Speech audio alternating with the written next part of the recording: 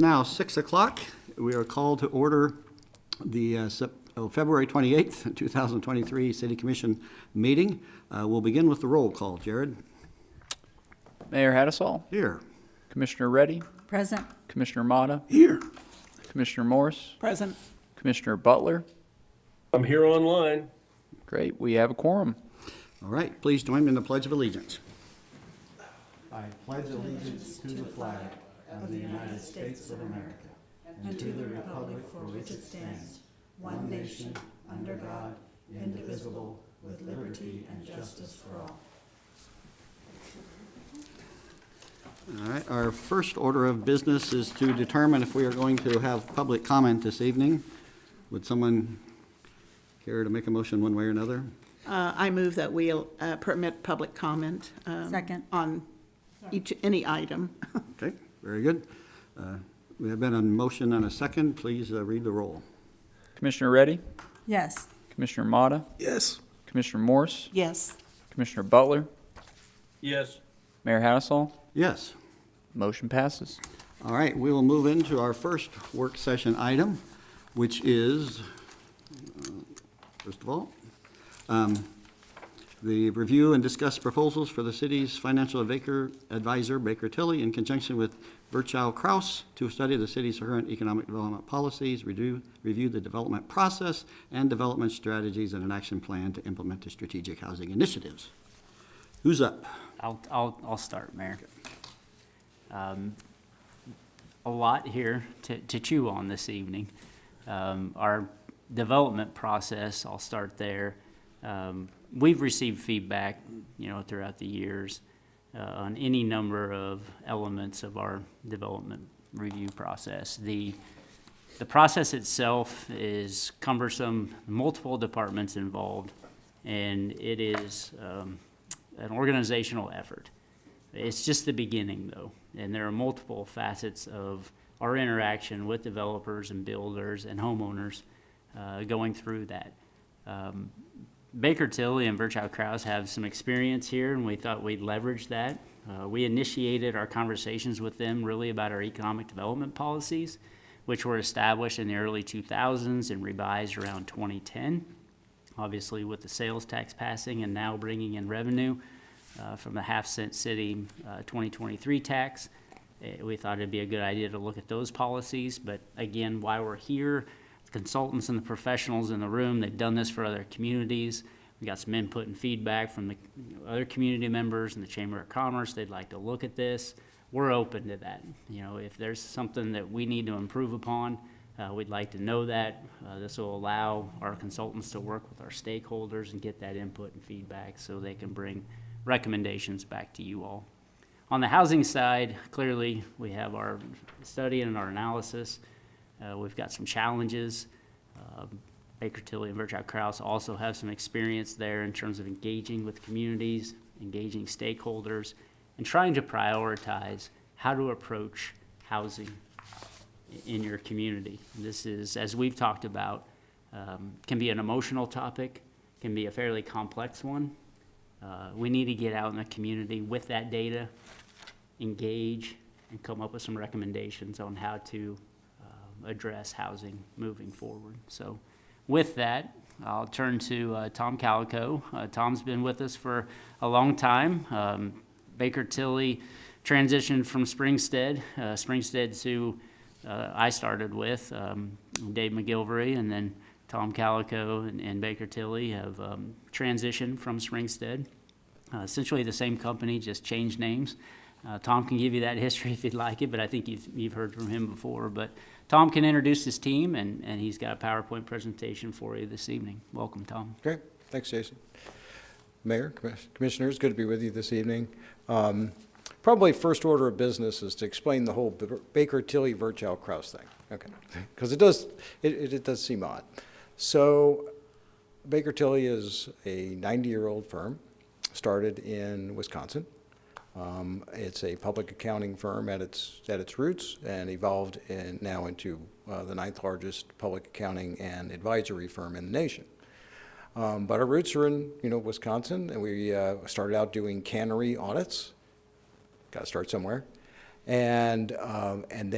But quickly went into public audit, public accounting and doing audits for public bodies, and actually have been doing accounting for the public sector for almost the whole 90-year history. But the firm started as Virchow Krause. And we are required to do business in Kansas when we're not doing the kind of financial, municipal bond work that you're accustomed to seeing me for. We are required to go under the Virchow Krause name, and I'm not sure I can explain it exactly, but I can tell you that it has to do with our licensure to do public accounting in the state of Kansas and our physical locations. So because of that, we actually do our non-municipal advisory work in the state of Kansas under the Virchow Krause name. But you can just call us Baker Tilly. It'll be fine. All right. Here we go. Okay, so I think Jason has done a great job of kind of setting the context for why we're here tonight. Jason and I have had some great conversations and I think we've gotten a fairly deep understanding of what you all want to accomplish to further your economic development goals and aspirations in terms of both understanding your local economy, determining ways that you can address, what is probably really the issue of our time, which is affordable housing, and further diversify your economy. And then also to, get the very most that you can from the development opportunities you have by putting in place, best practices in your review, in your processes of receiving applications for commercial work and processing those in a way that is truly positive and beneficial for your community. We've put together, I think, what is a really, really fantastic team for you, and you'll get to meet part of that team tonight. I think I've shared with you before, I'll share with you again. My job with Baker Tilly is to leverage the firm to the maximum benefit of our clients. Sometimes that means applying my own experience and expertise, and sometimes it means bringing in the experience and the expertise of others. And so today is a good example of bringing in what I think are the very best that we offer around the nation. Just in case to remind you just a little bit of background on myself, I started out in city management. I did city management for about 20 years, mostly in the Kansas City metropolitan area. I started in consulting work about 18 years ago, so I'm almost at the point now where I've been doing consulting work as long as I was directly working for local government, but always around local government, which has always been my passion, and building strong communities is truly my passion. So I'm going to turn it over first, I think, to David to come over and introduce himself. He's got a similar background, you'll see, and then we'll ask Jolena to come up, and we'll get into the body of our presentation. So thank you. Thank you, Tom, and good evening, Mayor and Commissioners. My name is David Eisenlohr. I am in the Dallas-Fort Worth Metroplex office of Baker Tilly, and I am a managing director in what we call our public sector advisory practice. That's management consulting by another name. My role in this project will be to lead the business process, the development process aspect of the study, and we're going to talk about that in some detail, so I'll leave that for later. Like Tom, my background before consulting is in city government. After undergraduate at Texas A&M, I looked around and said, if you want to work in city government, where do you go to graduate school? And the answer was the University of Kansas, and so I'm a Jayhawk from a graduate school perspective, and have been involved in local government ever since. First, as an insider, I was with the city of San Antonio, Texas, as a budget analyst, and then moved to one of the Dallas-Fort Worth area suburbs called Grand Prairie as an assistant city manager. And after a few years there, probably about a total of 7 years in local government, a consulting firm came knocking, and I made the switch to management consulting, but always my clients and my work, and frankly my passion, has been local government, so cities, counties, special purpose districts, and always focused on improving performance, whether that's organizational performance or process performance. And so I've been in the management consulting business for now about 35 years, and look forward to working with you on this project should it move forward. Jolena? Good evening. Thank you so much for having us. Jolena Presti. I'm here from our Milwaukee, Wisconsin office. And my role is in Housing and Economic Development Advisory, also with the same team as David, Public Sector Advisory. I've been with Baker Tilly for 3 years, but I've been in consulting for over 20. And prior to coming to Baker Tilly, I was a principal with a small urban planning and economic development firm based in Wisconsin, worked throughout the Midwest. And my background and passion really is in community revitalization, community development, and economic development. So I'll tell you a little bit more about the type of scope we could help with, or an idea of what we were thinking could be helpful. But I just wanted to kind of give you a little more background about myself. I went to graduate school at the University of Washington in Seattle. Did an MPA, so public administration, as well as an urban planning master's. And I spent a little bit of time in county economic development leadership, implementing brownfield redevelopment grants. But really, the bulk of my time has been spent as a consultant, and I've really enjoyed working with communities. Now I'm working nationwide, which I really enjoyed. A member who could not be here tonight, Marta Purdy, actually will be a project manager for this group. And she has a similar background in training as myself and has about 15 years of experience as a consultant with economic development and urban planning background. And prior to that, worked with a number of nonprofit organizations and economic development entities. So we blended the Baker Tilly Virchow Krause name here, but we'll just kind of go with Baker Tilly. Tom already gave a bit of a highlight. I'm just kind of giving that brief commercial. If you haven't realized how Baker Tilly has grown or where we're at right now, we are now the 9th largest accounting firm in the U.S. and growing through different mergers and just natural growth. But our side, I like to think of us as actually, it's fun to be part of a big firm, but we're actually a pretty well-oiled, intimate group that works well together. We're coming from all different parts of the country, but really we communicate, we work well together as teams. And I put on the right side here, some of the areas that would probably touch the projects, or the areas that we'd work with you beyond what Tom already does on a regular basis. So of course, municipal finance. We have a large public and private housing and real estate advisory practice. And with that, those of us on the public sector side work in the public sector realm of housing, but we have a whole body or group of teammates who work with private developers, as well as LIHTC or low-income housing tax credit projects, across the gamut. So that's a real benefit to our team, having that resource. We can pick up the phone and call them and talk about projects and pick their brains, for instance. Incentive strategies. So I do a lot of work with local governments, but also can work on the private sector side, in particular in Wisconsin, when firms are looking to grow or take advantage of opportunities for growth that may involve incentives. So I mentioned that we work sometimes on the public and private sector side because I think that's also beneficial to our clients on the public sector. We have an understanding of how these projects work, not just from the perspective of the city side. And then economic development, I think I'll use my next, I'll come back to that. In economic development services, you've known Tom, and Tom has a strong role in a lot of the elements up here, but we have a new area of work, I would say, in the strategy and advisory side. And so if you can read the leftmost column, that's where I spend most of my time.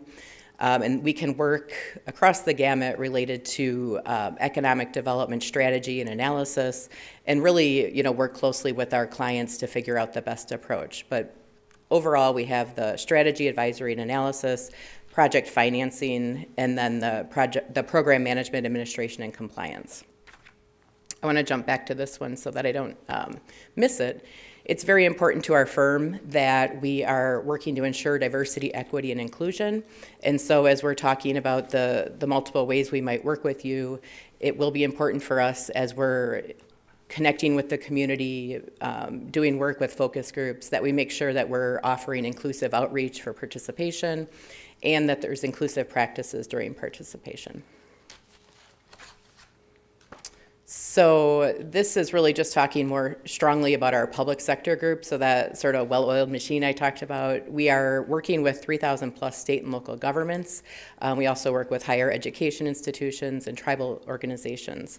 So we bring that depth of experience and connection to colleagues and clients across the nation to help inform the clients, such as yourself, like to really bring our outside experiences here to you.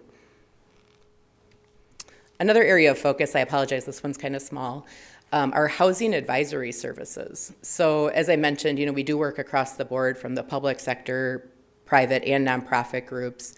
So all of these different areas under, working with housing authorities and private sector, working with housing finance and the administration of the projects, and then housing policy advisory and strategy. So if we don't do it in-house, we also have colleagues that do, but as you can see, we're pretty deep in this realm. And today, I think, is really just I'll tell you a little bit more about what we scoped out, but what I'd really like to do moving forward is also just understand best what could work for you, what's most helpful to the community here. So I just wanted to mention, this gets to the third bullet on here, is I like to approach a project with more of a unique fingerprint approach. So I don't want to take a process and just say this is what's going to work for Manhattan.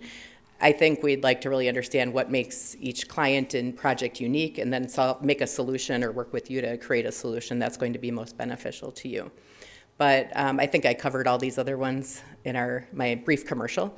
But we're very experienced in terms of problem solving, active listening, and the team you see here is the team that will work with you, as well as Marta. And then the other folks on our team are mid-career consultants, which means they have depth of experience, but they also have a lot of energy, I would say, to dig in and be creative. So this is really the heart of my part of the discussion here, is we laid out, and Marta was involved in working with Jason as well on this.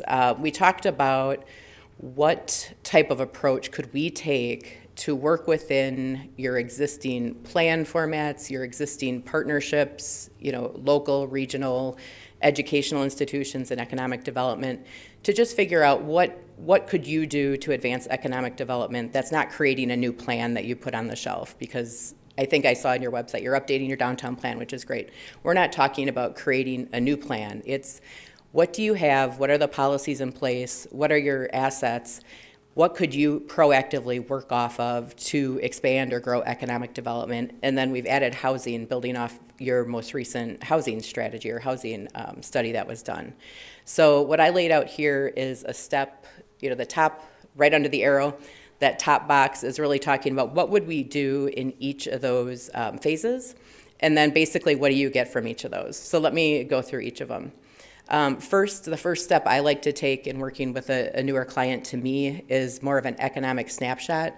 So utilizing the plans you have, utilizing data that we can access through our resources, and really dig in and understand what key economic indicators, key drivers are, what your place-based assets are, demographics, workforce, real estate, and other industrial trends. From that process, we'll utilize the key relevant statistics and communicate these findings in a way that is easy to interpret, easy to utilize. Usually it's in a PowerPoint or a PDF type document that is graphically, nice to look at, but also not, a thick plan. It's really, here are the key factors, here's the snapshot. The next step builds upon that, and it's conducting an analysis of your process, your policies, what current projects are underway, what are your incentive programs, and then thinking about key resiliency factors and understanding better what your key partnerships are in the community. And so from that, the bottom box is really talking about determining the partnerships, policies, and tools which can be leveraged to maximize your economic development activities. So again, not necessarily changing up everything, but really taking a look at what you have and then building an action plan for the next steps. Following that same theme, the idea of a housing strategy action plan is building off of the comprehensive housing analysis that was recently completed and working with the local leaders to create a Manhattan-focused housing strategy framework and action plan. So I reviewed that. I would study it further as we move forward, but really looking at what you have in that study and with what other information is out there based on the market analysis we can create. Developing actually next steps in an action plan that's what is the 1 to 5 year approach, 5 to 10 year, and what type of level of lift is it going to take, in terms of cost, staffing, all of that into a real specific action plan that you can work from. And all of this would be guided by you, of course, as elected officials, staff, as well as representatives that you would ask us to work with in terms of the community and partnerships that exist already. And then the fourth area is called an economic opportunity summary. And so I like to use that to tie all of this together. So these 4 steps have really been created for you, but I like to have some sort of summary at the end that is highly actionable, deliverable, and tells you next steps you can take with, say, 2 to 3 top strategies or top recommendations. So that I think I'm happy to take questions on that as we move forward, but I'm going to turn it over to David in a second. I also listed just a smattering of project experiences that are more recent, just to give you kind of a feeling of who we're working with in this realm in terms of housing and economic development advisory. It goes from very small communities like the city of Jefferson, Wisconsin, which is about 10,000 people, to a city like Palo Alto, where Stanford's located. So we have a lot of depth and experience. Each of these, I would say, has a component of the work that was on my previous slide, and I'm happy to discuss more in detail as you like, but I don't want to take all the time. So I'll turn it over to David.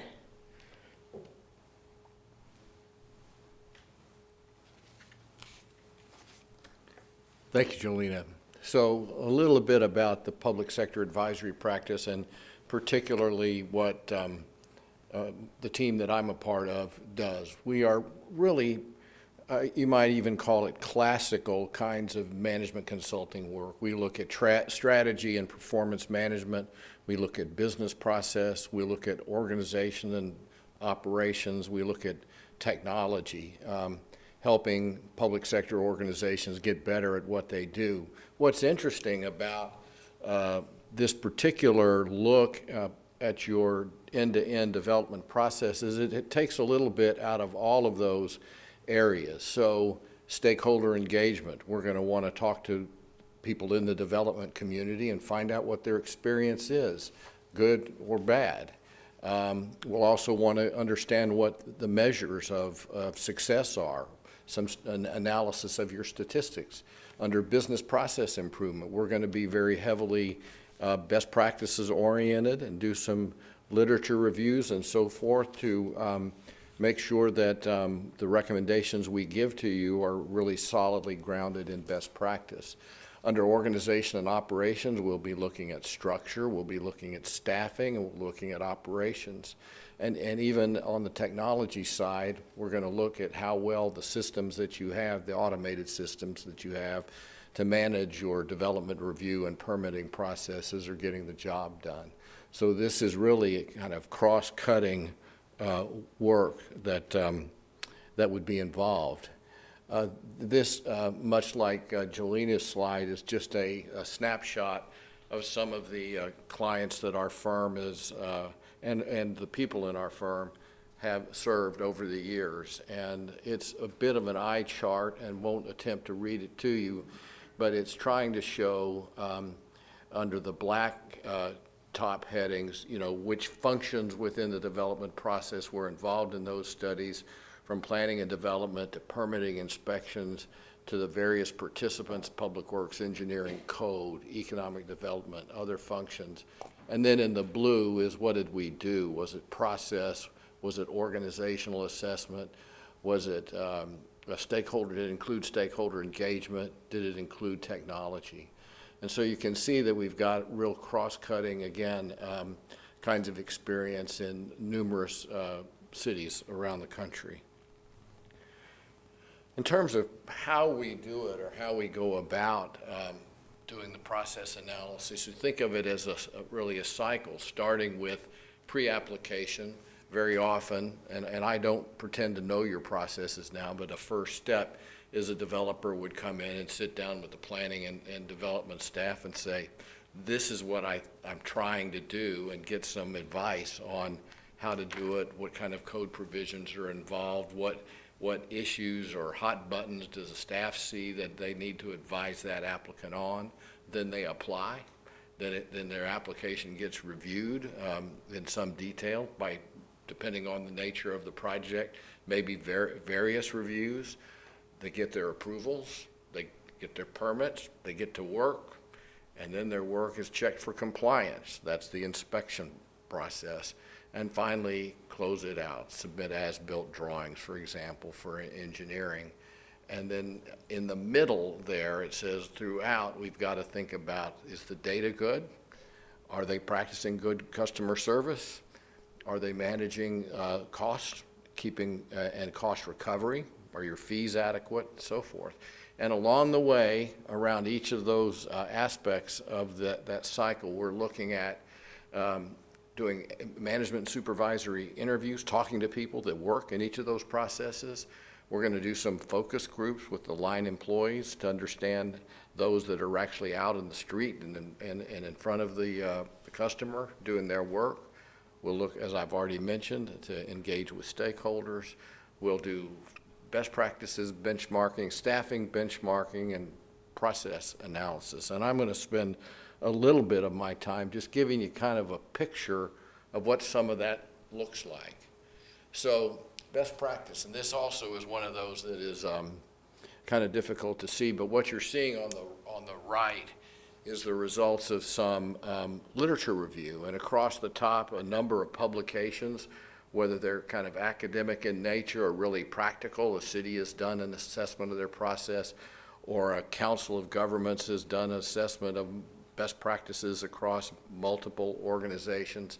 And we look for the common themes. So every place there's an orange check mark, those various reports have cited the best practice as such, as a best practice. And this is just one page, it runs several pages long. This is actually out of Joplin, Missouri, and some of the big best practices themes we saw was, one, do really good pre-application so that the applicant knows what it is that they're about to do. We want to improve timeliness and reduce cycle times. How long does it take you to get from pre-application to closure? We want to improve the review process to make them more consistent, more understandable. We want to use technology in a smart way. We want to strengthen the interdepartmental cooperation. Jason mentioned that one of the challenges here may be too many people touching these from a departmental point of view, and make sure you've got the adequate staff. So we'll look at those kinds of aspects across the entire process. This is the organizational analysis piece. I won't spend much time here, but it shows you a little bit of what Jason observed. Is all of that's the citywide organization chart, and the yellow boxes show which units within the city government, across the whole city government, touch in some way the development process. And we have to understand how that works and where the handoffs are and where the bottlenecks might be. We want to look at data. So we want to look at things like, what are the trends in your building permits? What are the changes in values? And you can see in these trends that, in the case of permits, total permits are going up and residential permits are going up in number. Commercial permits are declining, but you look at the values and they're just course, the reverse. That's not a big surprise, right? So even with smaller number of permits, the value of those permits on the commercial side are going up. But we'll pull this kind of data from your databases and look at how it is here. Process analysis, this is another way of kind of showing from the applicant all the way through the cycle what the applicant has to do, what planning and zoning has to do, what building does. And the second slide is just more of the same. So here you can see we've got planning and zoning, building, engineering, GIS, fire, health, finance, utilities, police, and then what are the supporting technologies. So we have to understand, again, all of those interactions. Here's the snapshot of the staffing work that we might do. In what you'll see here is this data, when you take it all in, look at it, is that we're really understaffed. Whether it's in terms of, for example, in the lower left, plans reviewed per FTE, second highest number of plans reviewed. But if you look at above that, building inspections, FTE per 1,000 units, they're doing less. So these things begin to, and that's a capacity question, these things begin to tell us where you are in terms of your resourcing of the development process.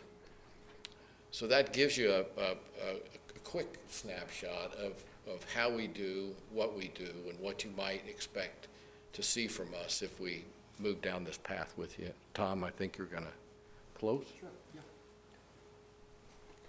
All right. Thanks, David. Thanks, Jolena. So we're going to open up here for questions in just a second. I hope you have some great questions for us.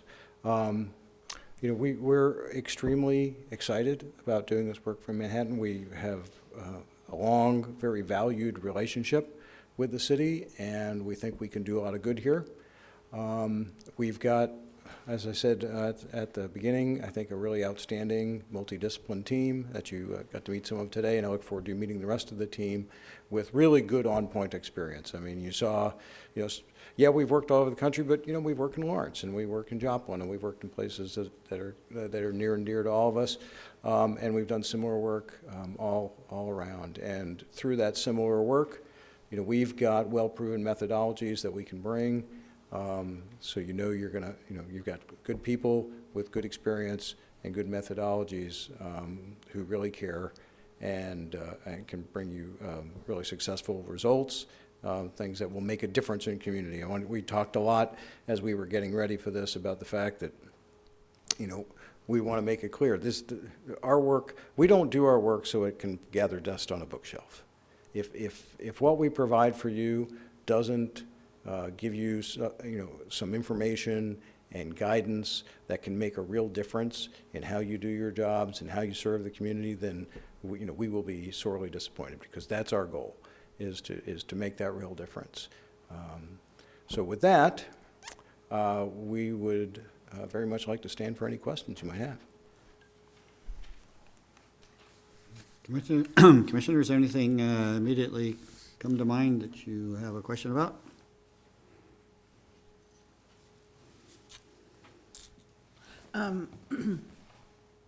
I guess I have a question or two for Jason, because we do not have the kind of scope of service that we would have if we were doing an RFP, a description of the work to be done for the city. So the consultant is describing what needs to be done. And so I wondered,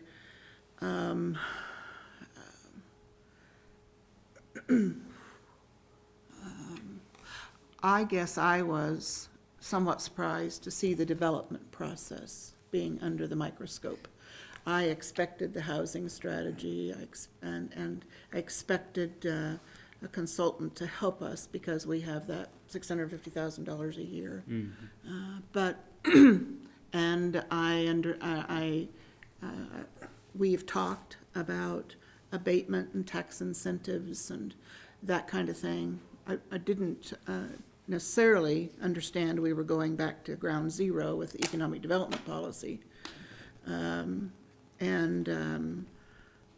But what I don't hear much is public involvement in the process. And I also have a question about what the role, the job of the Housing Markets Analysis Steering Committee, because they're evidently not being empowered. They're only going to meet quarterly.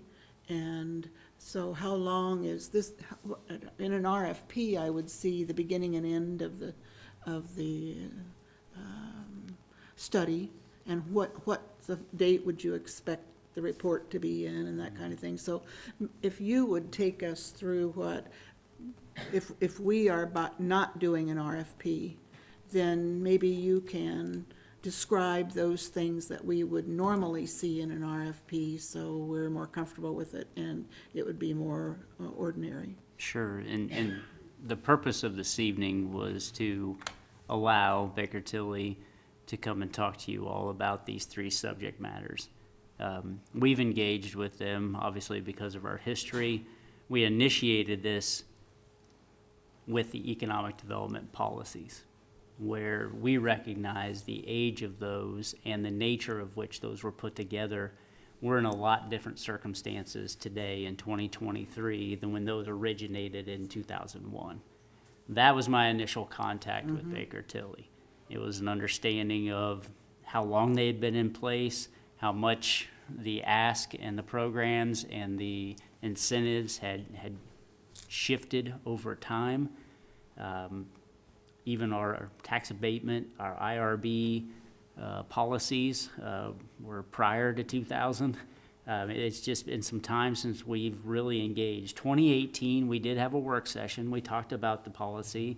We talked about consolidation and getting tax increment finance, TDDs, CIDs, just a number of ways communities can incentivize development, in addition to IRBs, abatements, TIFs, and the gamut of incentives, but also looking at the way the sales tax is working today versus the 02 tax and the 12 tax.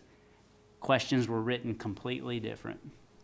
And we had a philosophical approach in 02, which revamped itself in 2010, to really look at large companies with a large investment, with a high number of employees, paying good wages. And that's really where that return on investment model is built. It's still a very good model, in my opinion, to look at companies. It's a 20-year look. I'm not sure that's the industry standard anymore, to look 20 years out. Typically a 10-year abatement.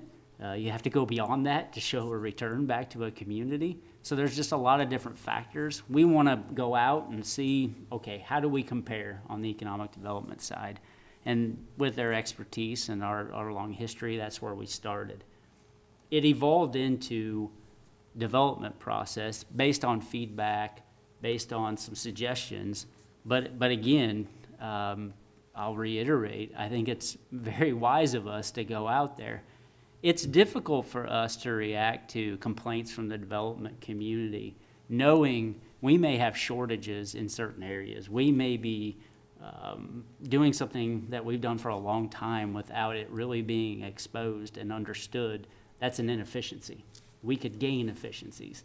These best practices, this approach, I think we're going to open up and learn some things. Even our community development department over the years has tried a lot of different things. And Stephanie recently has even pointed out there's technology out there that we could actually integrate into our process and communicate better with our developers and our builders. So I'm excited about that opportunity. And I think that also can be looked at here to put us in a path and in a position, and it ties right into housing. We're going to be talking to the same people on all three of these topics. That's what I think is so interesting about it. The stakeholder groups, the community feedback, they're going to have an opinion on where and how we structure economic development policies. They're also going to have an opinion on how long it takes to get through a development process and the housing strategies that we have out develop and implement within this community. The same individuals have an opinion. Bringing these three things together right now, I think positions Manhattan very well for the next 5 to 7 years as we react and as we implement strategies. These things started stacking on themselves. Again, conversations with Baker Tilly, they're probably as frustrated with me as anybody, because I was like, all right, we did that, now we're gonna stack this, now we wanna add this, because all these things intertwine in our community. And if you're gonna approach one, you might as well approach both of them. I think it's interesting how they even incorporated housing and economic development, because we asked two separate scopes, but they recognize how much your communities across the country integrate their economic development policies with their housing strategies. And a housing strategy in Manhattan has been difficult to do. A lot of you were around and knew the 2000 housing study and how little we accomplished to realize those units. Everybody has the example of Roger Schultz going out to Northview and building those units. Everybody knows that example. Started at 80,000, ended up at 120 to 150 in a matter of months. That's the major initiative we all point to in the last 20 years of quote unquote beginner housing, affordable housing, workforce housing. There's a lot of smaller things that have come across your table, a lot of low-income housing tax credits, a lot of things at 80% average median income and below. There's a lot of conversation to have with this community before this entity and other governmental entities decide to put tax dollars into incentives for housing. I just know that our $650,000 a year is not, we're not in the big time. No, That's- but that's there are limit- tools out there that's- available to you all to implement well beyond That's, 650. those are limited dollars. Very much so. And I would like to spread it out into different housing sizes and for different people in the community. And I'd not just plunk it all in one project and say, hey, we did that. Absolutely. And this is the process we're looking for, to engage with the public, to bring recommendations back to you all. We're not looking to solve this tonight. It's impossible to solve tonight. But with a process and with recommendations, we can come up with alternatives for the governing body. I do think we're going to be talking to the county, and I do think we're going to be talking to the school district, because you're talking about tools that are using property taxes to create an opportunity. Many, not just one. I've become pretty disillusioned with the idea of the government units working together, because I haven't seen it. Much as we say it, Sure. and we talk the talk, it just doesn't happen. And there's no motivation to work together. So just if, I would certainly support that goal. Yeah. Absolutely. In our recent conversations, it's John and Stephanie getting out there with the data. The feedback is recognizing the data and understanding the data. Okay, if we understand it, we recognize it, do we agree it needs to be addressed? We haven't answered that question as a community. We see the data, we understand how the data was generated, but a decision point needs to be made. Are we investing in this? Do we all see it as a problem that we need to address? And How much of the housing strategy study and research is going to be redone again, or, duplicated? It sounds, at least that segment of it sounds like a duplication. we're gonna take the same data and look at strategies to address the data. It's advancing the conversation beyond the data to recommendations and strategies in order to incentivize or create an environment where possibly those units could come within our community and be developed. And I think we are looking at a multi-county type of approach. And we need to talk to the county. Do they see this as an issue as well? I mean, the businesses that keep coming to us, the entities, we experience it ourselves. It's not easy to recruit and retain anymore. And a lot of this came up in 2018, 2019, right in line with COVID and the response and the sales tax making the ballot in 2020. what do you see, what is the charge to the Housing Market Analysis Steering Committee? I think they're gonna, well, Stephanie and John have a little bit of a presentation Have here we to talk to you all Have we about. given them one yet? And they've had meetings and they've talked about the data.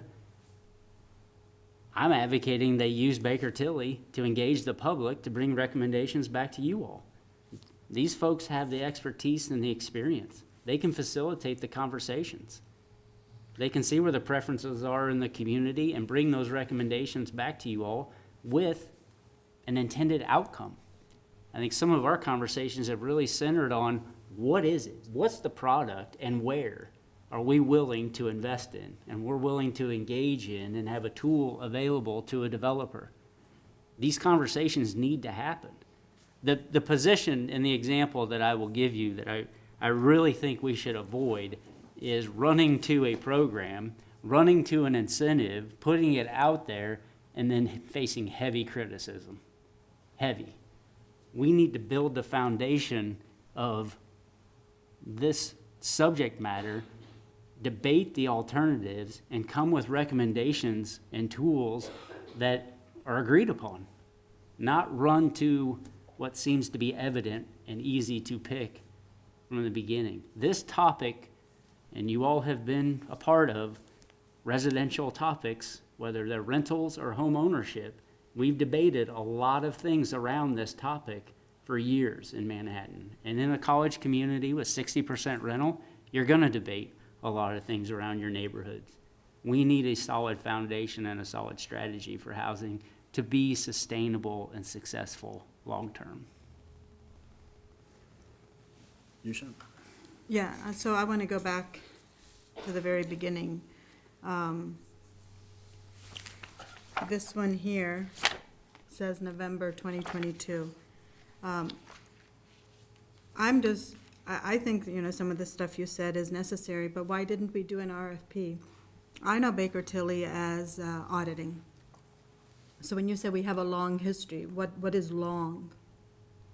And in what context? They've been our financial advisors since I've been with the city in '99, and Ron could speak to his tenure with Springstead. Springstead was absorbed by Baker Tilly. I thought Barney's was part of this. Barney's is an auditing firm that looks at our financials in a much different way. Springstead's your financial advisor. When we go to do projects and we go to do bond issues, they're our advisor in terms of what the marketplace is going to. They help us predict the marketplace. We really utilize Springstead and Baker Tilly in all of our issuances of any TIF bonds, any STAR bonds. When we're out in the marketplace in an uncharted territory, we rely on this firm, Baker Tilly, to help us look at a variety of different approaches to place that debt or to analyze how we're structured. Tom's been in multiple meetings with, as far back as, Bernie in finance and Ron and I, just talking about our financial health as an organization, our revenues, our expenditures, where are our trends coming up and coming down. They know municipal finance, they know municipal government. And again, that's why I started there with economic development policies, because they have that expertise. They understand our economic development fund. We're 20-plus years with a special tax to go towards, jobs. They understand how we've done that in the past. That's where we started. Well, it looks like we also ended there. There was a start, but there wasn't an RFP, because I think financial investors are very different, in my opinion, as far as looking at a housing strategy or how to use economic fund strategy, because we are not just looking at profit. We are looking at investment, and we may not always reap the revenue per se as much as putting money back into the community so our businesses can be successful. So I think there might be different goals in that, and I wish we had done an RFP, because I think that would give me a better understanding as far as the consultants and what their charge is for each of them. I'm not disagreeing with why, I'm just disagreeing with the process. Sure.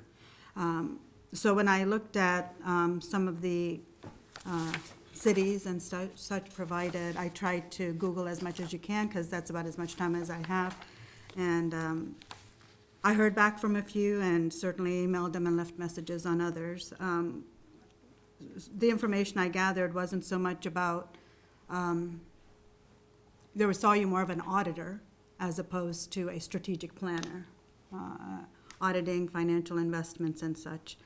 So I didn't see a strategic planning part of it.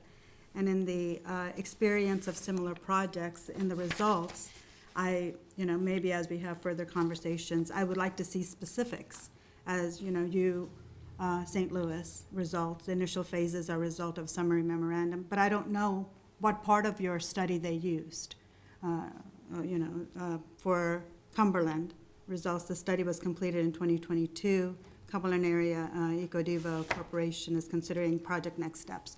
Like, what is it they're considering? I don't know, so those We can specifics. certainly speak to that, and I would tell you, yes, I mean, we are in part a public auditing firm, but our expertise goes way, way beyond that. Right. And all of the projects that we referenced, those are not audit projects. Right, Those so I are don't all- have Oh, specifics, yeah. I guess. Okay, so we can certainly speak Yeah. to some The of one the that- specifics. Sorry, the one that did have more specifics is the Jefferson one, which Jolena. I'm sorry. Jolena. Jolena worked at, Ms. Jolena worked at, and that seemed really good. Yeah. You worked with your community organizations, it seems like they were all coming together, you worked on a revitalization plan. I didn't have a chance to speak anybody there, I left a message or two, of course, everybody's busy in a work day. So that seemed very promising, that you can actually go back and, you were probably consulting with somebody else at that point before you came to Baker Tilly, or maybe at the same time, I don't know. Yeah, each of those have a deliverable that absolutely we can provide links or PDF documents. Every single one of those is an economic development focused project, So when not you an say- audit or a financial analysis. Right, so when we say it's not going to sit on a shelf, I would like to see what parts of it were actually implemented. Because that's what ultimately is going to come back to. We have lots of, we just did a housing study, and that was $90,000. We have a steering committee set up to see how to use the next $600,000, and a lot of community members that want to be involved in all of it.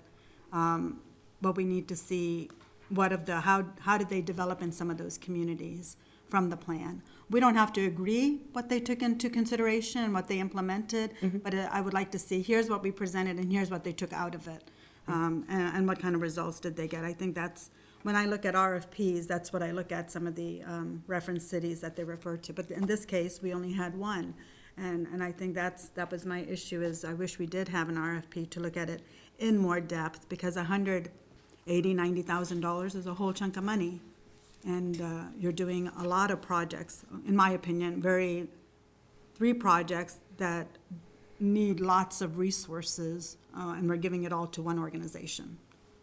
And I want to make sure, one, timeline, and what exactly we're looking at, and how this looks like in our community. So I don't know if we need to do the 90, since we invested 90,000 in a housing study, if we're ready to do is this the next phase of that part of it? Because where does the housing steering committee fall into all of this, as we move forward? Because that's this year, we're already collecting taxes, I'm assuming, this year. We are. They started. The slide that they had on housing, John and Stephanie have been out in the community talking about all those options. You really need an engagement process to bring back recommendations, because otherwise the 5 of you are going to be out researching every one of those programs listed and trying to come up with the best one you think we should do. Our community has an opinion. Baker Tilly can help us realize that opinion, realize preferences, and what fits the information and the statistics and the data we have today. All I'm We're- saying is, sorry, Go ahead. all I'm saying is, does it all have to be done by one organization? Yusha, Yeah, we're we're trying to reading save 3 time and different money things. on our end because we're busy with a lot of other things. We have a trusted consultant. We have a lot of good experience. That's why we did it. If you want an RFP, we'll go develop it. I can tell you there are a lot of consultants feeding very well right now because everybody has ARPA money, and guess what topics they're all out researching? It's these. So to get people in here to do this that we can trust, it's gonna take time, effort, and energy. And I trust Baker Tilly. We've worked with them for years. They have the expertise. We can go find 3 or 4 other national firms that do the exact same thing and get a very similar proposal. I don't know exactly what they're gonna charge us, but the housing component of this and the economic development component of this are extremely reasonable. I've never done a development process review. I know how complicated it is. It's going to take more time and effort and energy to do that segment of this because Manhattan's hasn't done it in over 20 years. The economic development funds from the sales tax, at times I've heard staff say it's already allotted, it's already dedicated. Is that part of what we're discussing this evening as well? It is. The 6.5 million a year for 10 years was an estimate we put together in 2020. It's 2023. Our sales tax are doing better. We owe you a new projection and a new estimate and things along the way that are going to get eligible that we probably deemed ineligible. The other thing I would point out to you, and I constantly do this to you all, and I know it gets old, but every development that happens in Aggieville opens up sales tax money because it was a major piece of that sales tax. Every development, every new project that's underway adds to that TIF fund and it relieves that sales tax fund. No different than us trying to find more money to do Denison and Kimball because that's a very sizable project. Costs have gone up, but revenues have also gone up. Mainly, I'm looking at Scorpion when we say 8 million is already almost dedicated to, and I'm thinking that might go up, I don't know, is that And- dedicated, what does that look like? The other side of it is you don't have a development agreement yet. They haven't started. It's going to take them multiple years to get to a point where they will realize that full $8 million. The way we've structured it right now, again, you haven't even approved it, but in negotiations, it's about phasing that in. It's not $8 million day one out of the account. We will have flexibility in that fund to do some things. I think this is very important. The other thing they're going to realize, and they're going to look back at us for suggestions, in 2002 and in 2012, throughout that 10-year period for both of those taxes, we had ample cash on hand. To the point where I recall sitting down with Lyle in the mid-2015 era, like, we need to spend this because it is just accumulating.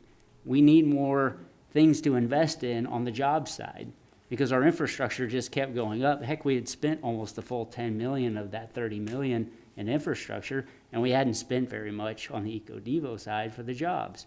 So we started eating into that because we just didn't have the applicants. We're in a different position today.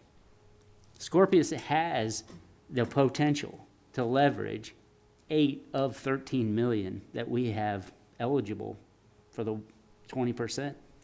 And with that, we should be looking back to the experts to help us position ourselves with what strategies moving forward, if it's not cash heavy, should we be putting out there and incentivizing because it will bring a return on investment to our community. You've received already a couple different applications for abatement. It makes sense for us. It's not revenue we're receiving today, and we don't have to use cash to incentivize those projects. We can develop a tool and an approach that has less impact on us financially.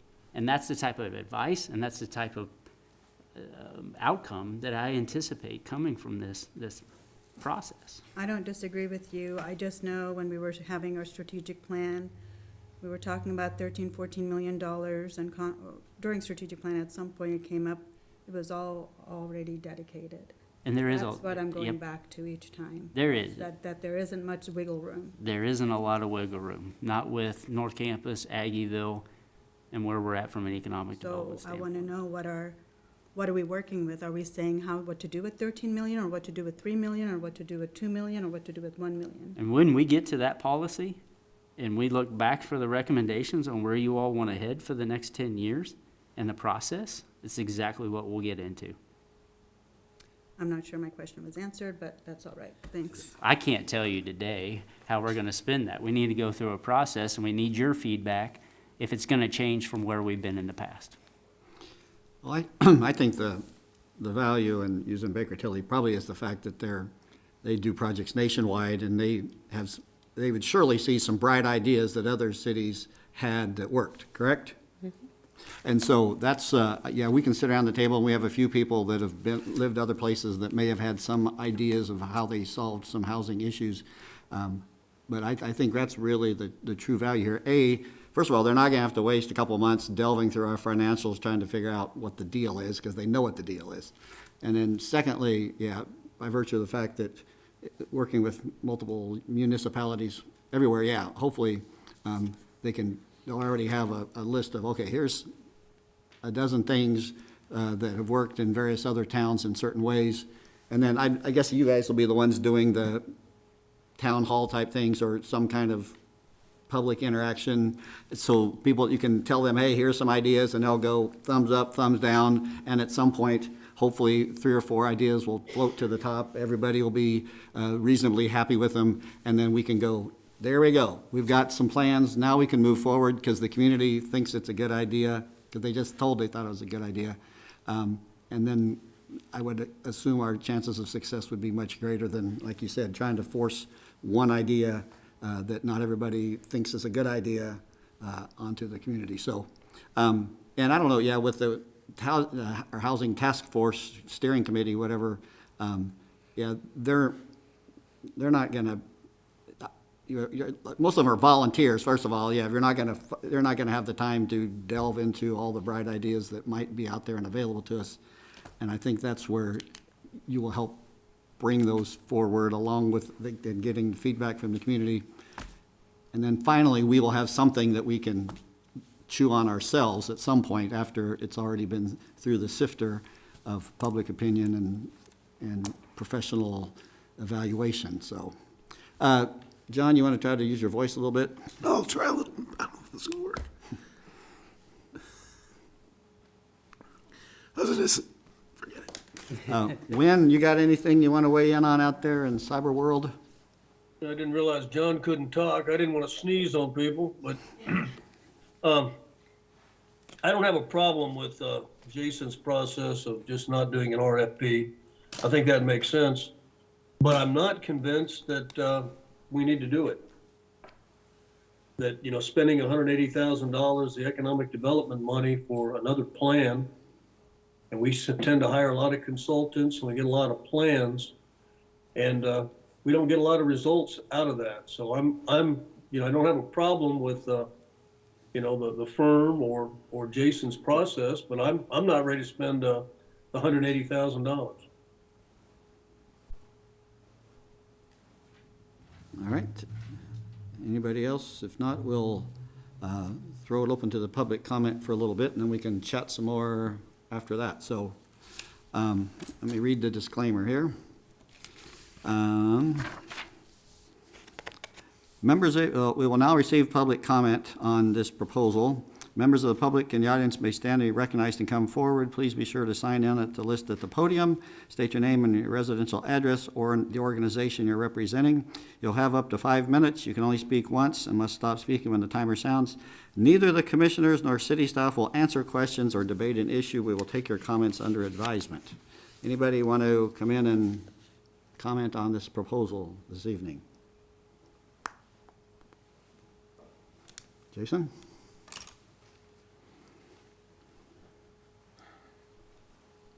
Evening, Commissioners. Appreciate all the comments that were made tonight. Appreciate Jason, because I know he spent a lot of time and effort putting this together. I just want to comment particularly on the development process issue, because as one of the liaisons for you all and other governing bodies to the private sector, it's a challenge that we hear a lot. And what we discover, and Darren and George deal a lot more with this on a regular basis than I do. What we discover is that there are really strong cases on both sides, and as we've dealt with this in other communities, and kind of went through similar processes, I think it helps two areas. Number one, I think it helps the city staff in their defense of policies and regulations that you all have passed. In a lot of cases, that's what they're working on, and if they can if they can get third-party validation that those things are correct, I think it helps the staff and it helps them to know that there's something that stands behind what they're doing. On the other side, I think if there's good ideas to make the process smoother, you know, we have a lot of developers who can afford to hire consultants and afford to hire attorneys and get through these processes really easy. A small business owner can't always do that, and will just throw up their hands and say, this is too complicated, I'm not gonna do this. And we hear that story a lot, not just here, that happens in other communities. So if we can figure out how to make that process easier for small businesses, while at the same time helping give a clearer expectation to the staff members of what's expected of them, I think it's a good exercise. Is it $100,000 worth? I don't know, because as Jason said, I've never participated in one, so I don't know what kind of work that entails. I would assume a lot, but that's just where we are on that. On the other one, on the other economic development strategy, I do think that and I've been in this business now for nearly 30 years. The circumstances 20 years ago are different than they are today, and it probably is time to update our policies. And it's probably good to have somebody come in and evaluate that and give us best practices. So the housing, you know, we're kind of still evaluating to see kind of our thoughts on that. And as we have a person who participates in the commission, or in the advisory board, and so we would defer to you all in the advisory board for their thoughts on that. So thank you. Thank you. Anybody else? Hello, Josh Brewer. I live at 410 Fremont Street. Thank you so much for that presentation, and thank you, Jason, for outlining the process there. I'm the executive director of the Manhattan Area Habitat for Humanity. We are a community-based housing developer that works in Potawatomi and Riley counties. And I've also had the pleasure of serving on our 2020 Strategic Planning Steering Committee and the Workforce Housing Steering Committee. There's a few statements here tonight that I just want to highlight that Jason said. The first is, do we all understand the problem and agree that something needs to be done? And specifically to the housing part of this conversation, do we understand the problem? No, we do not completely and totally understand the problem. We will not completely and totally understand the problem. Housing systems are incredibly complex. They are, in planning conversations, what they call wicked problems. They are not completely knowable or solvables. But do we know that something needs to be done? Yes. Every single conversation that I'm a part of, people, and it doesn't matter if they're looking at housing from a lens of equity, economic development, health, community vitality, anything. Everyone says we need to build housing. We know that there's a lot of innovative ideas out there. We know that there are models. Habitat for Humanity has a model. We know that there's community land trust models. We have developed an innovative housing product. It's won an international award. We know that there are things that we can do, and we need to do it. So we do know that something needs to be done. The second thing is, what is the product and where? There is no single product. There are many products, and those products can be agreed upon at the neighborhood level. And where does this need to happen? It needs to happen in every single neighborhood. And every single neighborhood knows what it needs. They have the answers. That would be my bias as a grassroots organizer. The third piece is we need a foundation. Now, I know that we would like to have a very clear strategic plan to be our foundation, but I don't believe that's a foundation. I think a foundation is your vision. Now, I believe in a vision that everyone in this community deserves a decent place to live.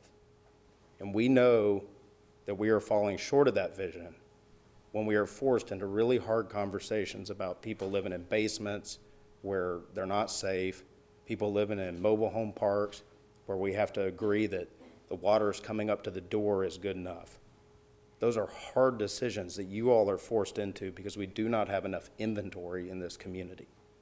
And the further we kick this down the road, the harder those decisions are going to be. And I go in houses, and my staff go in houses in this community every day. And there are really hard situations that we are putting ourselves into.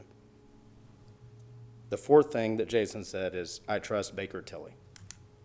And one of the first phone calls that I had when I took my job was to Jason, and I said, we are not working with the city of Manhattan, and we need to be working with the city of Manhattan. So if Jason trusts Baker Tilly, I trust Baker Tilly. What I would ask is that they are a firm that has clearly demonstrated that they have expertise and they have experience in communities across the country. But they offer one way of knowing an issue. And I respect that way of knowing an issue. But I think we also have to lean on the potential for innovation. We have to create experiments at the community level so that we can learn things by doing things. And that's what Habitat does, that's what for-profit developers do, that's what other nonprofit developers in the community do. So what I would ask is, if you advance this, and if that's Jason's advice, I would support that. I would ask that you also direct the city to be the applicant for state and federal funds as they become available so that organizations like Habitat can innovate and so that we can build. Because there is a record amount of funding available right now at the state level. But many times, the city needs to be the applicant for those funds. You have willing private, nonprofit, and for-profit developers that are ready to go out there and to innovate and to take on risk to do projects. The city does have to be the applicant for those projects. So I would ask that you send a strong message that the city should be the applicant so that we can get out there and we can build things so that an organization like Baker Tilly can understand them. Thank you. Thank you, Josh. Sign this. Anybody else? Donna, you probably have an opinion, I suspect.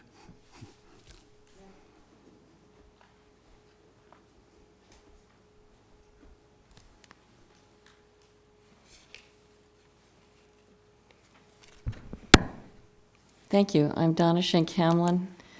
I work with the Workforce Solar Housing Partnership, which is a partnership including Kansas State University, Manhattan Area Technical College, Habitat for Humanity, as well as Flint Hills Job Corps. And also, we are expanding. We now include the Manhattan Housing Authority in our group. As a partnership, we have been looking at the Innovate First model by partnering on the actual construction of affordable and highly energy efficient performance housing. We are setting examples that are teaching not only the future construction workforce that come to us from 3 educational institutions, but we're also demonstrating to the building community and the development community that it's possible to have as congruent goals affordable and energy efficient housing. In the process of doing that, and in the process of participating in the steering committee for the housing study, and now I'm glad to be on the steering committee for how to spend those funds, we have a great cross-section of public, private sector, and nonprofit sector workers that all converse with one another and talk about examples that they've read about or that they've witnessed in other communities. We would welcome additional expertise coming in and saying, did you know that this particular college town in this rural area, an example that I experienced was Ithaca, where Cornell, Tompkins County, and the city all together developed a 10-year plan, and where they also devised that housing system to discuss, respectively, student housing needs, senior housing needs, people with disabilities or transitional housing needs, and workforce housing needs. So we know that there are communities whose stories and evidence can be brought to our advantage. I just want to make sure that our charge is taken seriously by us and that we, as co-developers of sort of a system, a process for looking at the short-term, medium, and long-term housing goals, so well elucidated in the housing market study, actually start taking shape. Do we need help in convening publics in getting public consensus to demonstrate that there is strong, substantial community will? Yes, we do. And we would welcome that kind of assistance. So I simply hope that we can work closely with, and that this kind of consultancy complements our charge, which we're taking very seriously. Thank you. Anybody else care to comment on this proposal? We're not voting on anything tonight because there's no contract. Correct. Just looking for feedback. If you want a contract brought back, or you want additional discussion, or, yeah, looking for that feedback. All right, going once, going twice on the public comment? We All do right. have I think John wants to give you an update on where we're at with the committee. Okay, we'll go ahead and close public comment and go ahead and continue with staff reports.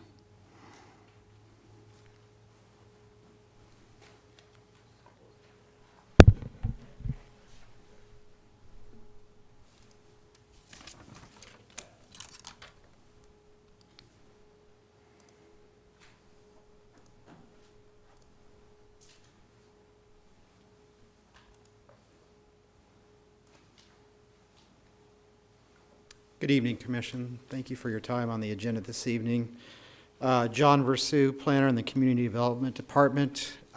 This will be a frequent sight for you. When you see me up here, I'm here to give you an update on the Workforce Housing Steering Committee, as I'm the staff liaison to that body that you appointed.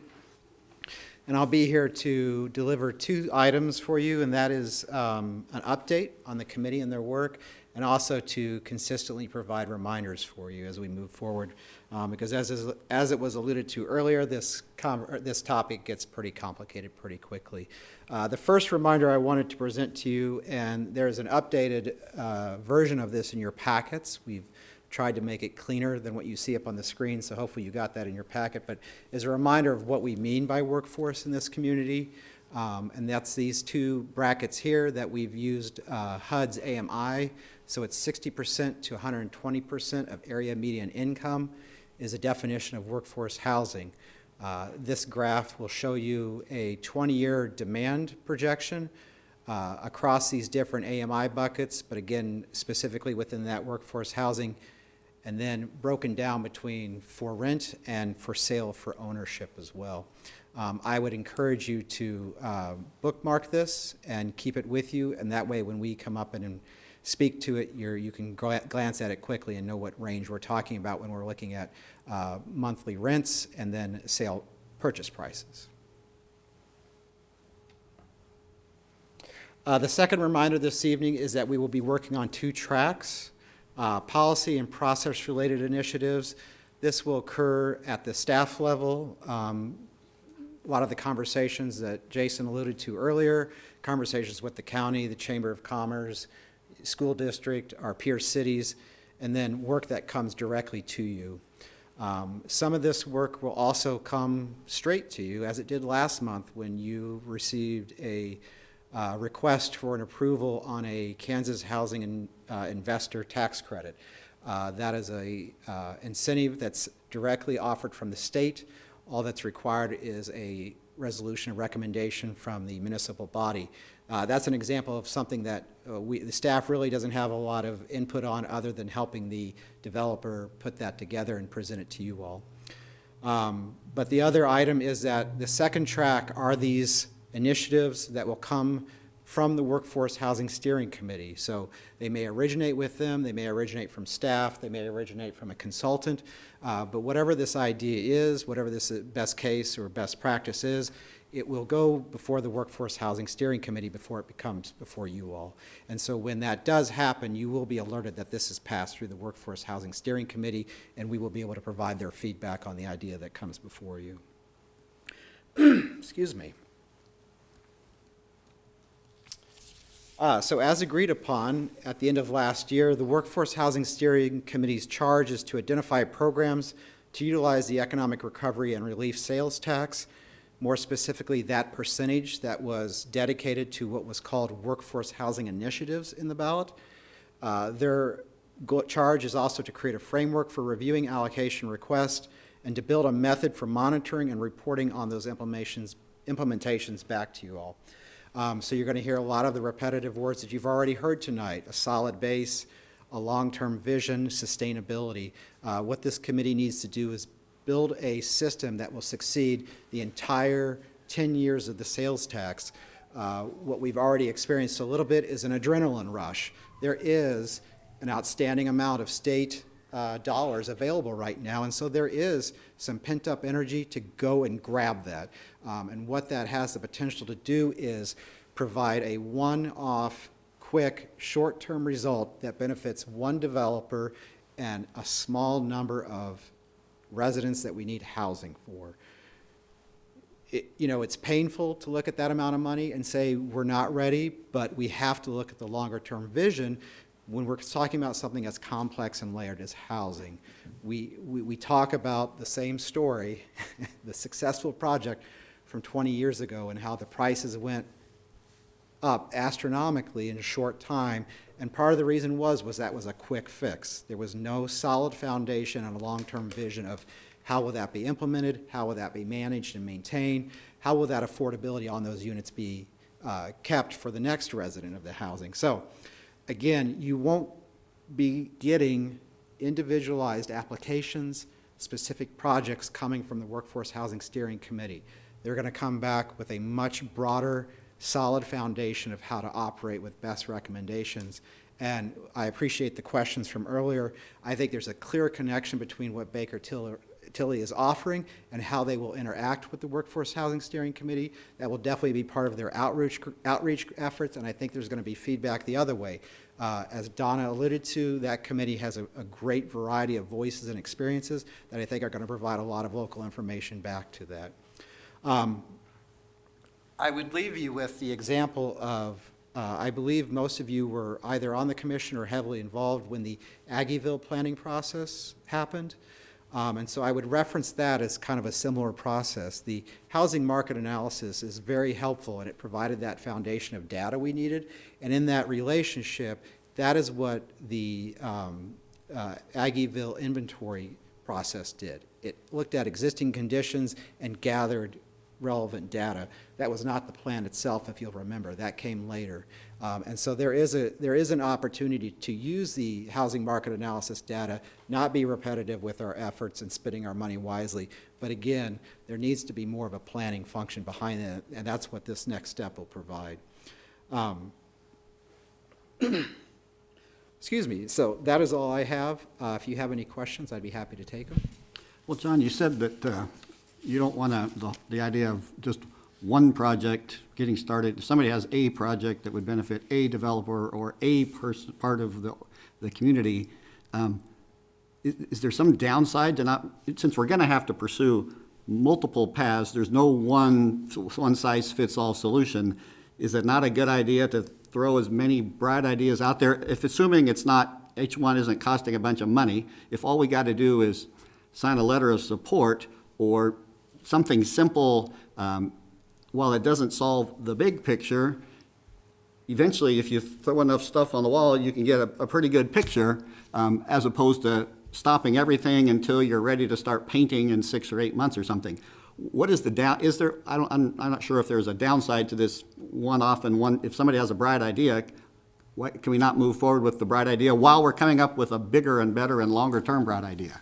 I would say the biggest downside is a fear that sets up a failure for later. That sets up the next idea coming before you all, you getting pushback from the community, you getting pushback from the development community. I wasn't available to take incentives before. I've never taken incentives before. I don't want you to support it now. And I think what happens is then we just have that one success, if that makes sense. So I don't disagree with you that we... And I'll have to figure out if there is a project out there that we're sort of stonewalling or something because we're afraid that might happen. I would like to have a chance to sort of evaluate the commission. Yeah, would like before it's sort of some bright idea sort of gets shelved because it's not the big idea. So yeah, I wouldn't disagree with you that we're going to have more than one idea. Right. I just don't know. I don't think we're there right now, though. Okay. Could I add to that? Stephanie Yes. Peterson, Director of Community Development. I think John's correct in what he said, but I think the other aspect that we really are looking for outside help on is with several of the grants or several of the opportunities at the state, there is going to be a lot of staff work back on John, on some of our other planning members, and there's going to need to be development agreements in place. We need to know what the product is. We need to know how to make sure that if we put a product in for, say, a sale price of $250,000, that 2 years later, they're not selling it for $500,000. And there has to be some sort of relationship back with that developer. We don't have a starting spot right now. John's done a lot of investigation with other communities of how do you approach this. For a community of our size, some of these programs are very new. We're just now eligible in the last few years. And so I think that's where we're wanting to start before we go and seek an opportunity and take advantage of an eager developer. We want to make sure we have all these processes in place. We've fully thought through how much is it going to take, and not just back on community development, but on our finance team. They're going to have to manage, because the city is the applicant in most of these situations, our finance team is going to have to manage that program. There's just a lot of details that we need time to figure out. If you gave us, a couple of years, I'm sure that we could do it and we could become familiar, but we have expertise right in this room that we could rely on to help walk us through this situation. And they're doing this just in communities right down the road from us. I think that's where we're looking for the commission's support. We're eager to get started. There's folks in this room that are eager to get started, but we need help even setting up what this process looks like. And so will they be able to relieve some of the strain on the community development department? Also, I'm not sure, we don't want to obviously hire them as doing the day-to-day activities of the city, but Right. is it going to say if there's something that they can do that, because obviously, if we try to, I think my concern if we don't hire these guys is that you guys are going to continue to be stressed out wrecks there in community development, and it's going to become a huge bottleneck, and everything's, going to back up because there's too many bright ideas and not enough staffing. So, yeah, you're on the right track. I would give this example that in the last couple of years, our department has been short-staffed. And for a while, we took Ben and we took John, who are our long-range planners, and we plugged them into development review just to keep up with the workflow because we couldn't fill that position for a variety of different reasons, and that was also during COVID. So our long-range division kind of stopped for a little bit. That's where we have our housing initiatives. That's where we would need to be figuring out what these development agreements look like, what these programs, how they operate, what structure we need to have. The state gives us a lot of flexibility in these programs to kind of define what type of product, what type of income range we want to look at. I think we need that expertise to look at our data from the housing market analysis and say, based on the data that's been identified, these are the programs that are going to serve you best. And these are the constraints that as a local municipality, you should probably have as part of your own local application process to vet some of those. And they acknowledged part of what the work they'll do is identify with some of these programs, maybe it's a great funding opportunity and it's going to deliver an outstanding housing product we need, but perhaps it takes a whole full-time staff person that we don't have right now in order just to manage the day-to-day. I think that's where we want to make sure that if we're going after some of these opportunities, we fully know what the commitment is, not just right then, but over time, what's it going to take for us to be able to manage and deliver that? Just like that flow chart where they showed you the multiple offices and departments that touch a application. Right. The same's going to happen. It's not going to just eat up CD time. It's going to be the legal department, the finance department as well, risk reduction, permitting. Okay. Any questions for John or Stephanie? Wynn, any other questions out there? No, I'm still going to need some clarification as to, what the return is. And, and I agree we don't want to overextend ourselves, but if there's money out there in state projects and all the city has to do is sign off on them, like we did a couple weeks ago, I don't think we should overlook any of those. Yep. And, it really doesn't matter what we do, somebody's not going to like it. So I'm not all that concerned about, the folks that like to throw rocks, because that happens all the time. But I don't think we should pass up any opportunities of the state or the federal government that's got funds that they want to throw into this, especially if there's a time limit and they expire. Okay. I've got, thank you, John. I've got some of John's comments here. John Mata, Commissioner Mata's comments. Examples of plans they have put together before and how the plans have worked out. Some specific details, what a plan would look like. More or less, you're curious as to what kind of. What's been implemented? Yeah. Okay. You said you could send us links and some other stuff like that, or go ahead and come on up and. Yeah, I think I appreciate what Stephanie just said. I think there's a confusion a little bit between a plan, being like a document that's adopted. Well, first, to answer your question, yes, I can give you copies of plans and where they've been implemented. It's his question. Talk to him. Sorry, John. Excuse me. You just can't talk back. So yes, I can give you Things like attachment. recommendations you've done. Sure. They did it. This is what happened. Yes. But I think the bigger point that I think I'm hearing or understanding even more tonight is that what is most needed is strategic support of the system you have in place. So if it's the development review process, if it's, how to advance or consider your economic development policy, your housing strategies, we're here to help support and supplement or complement your team. So what I presented and what David presented is our understanding of what we think would be helpful or what we heard you were looking for or needing. But I think what's best served is to really understand the problems and understand the different entities involved that we can help support. And that's part of my unique fingerprint approach, is that we want to offer and complement the team you have and the services you have, and we're not trying to sell you a plan by any means. I wasn't even proposing a plan, an urban plan or a redevelopment plan, more of an action strategy. So I'm happy to give you some examples of the project examples I listed. They're all varied. They're really different. Again, sort of that unique fingerprint idea. The St. Louis one is hot in the news right now because it was just adopted, and they're actually sort of a national model or a benchmark now for inclusive economic development or incentive use. And listening to David talk, I was thinking there's a real opportunity to sort of pair services that we offer, because it's in St. Louis, what they're doing, what they're now implementing from the work we did, is they developed a new scorecard for developers to target their efforts. So say you want more affordable housing, there's a scorecard. They'll get more points if they integrate some element of affordable housing, and there's sort of a scale depending on how many units. Or there's specific areas of the community they want to see redevelopment or development occur. You will get more points if you pick one of those areas. And that's how incentives are. I mean, I'm giving you the high-level example of this, but many different dynamic examples happening out there. That one just gone live in the last month, actually, so it's pretty exciting. I think this might be kind of more when David was talking. There's a lot of business process review and systems mentioned. How does this fit into the city's ERP review? What's ERP? Or enterprise. Okay, you would know. Okay. How does that, the business process review fit into the city's ERP review? Or is that a question? Yeah, so as far as our development process, I mean, and I mentioned it, there's software out there that could help us. The ERP is going to make us a lot more efficient in a lot of what we do in the management of our funds, the day-to-day operations, the pay apps, the requisitions, that entire process, obviously, but heavily based in our finance department.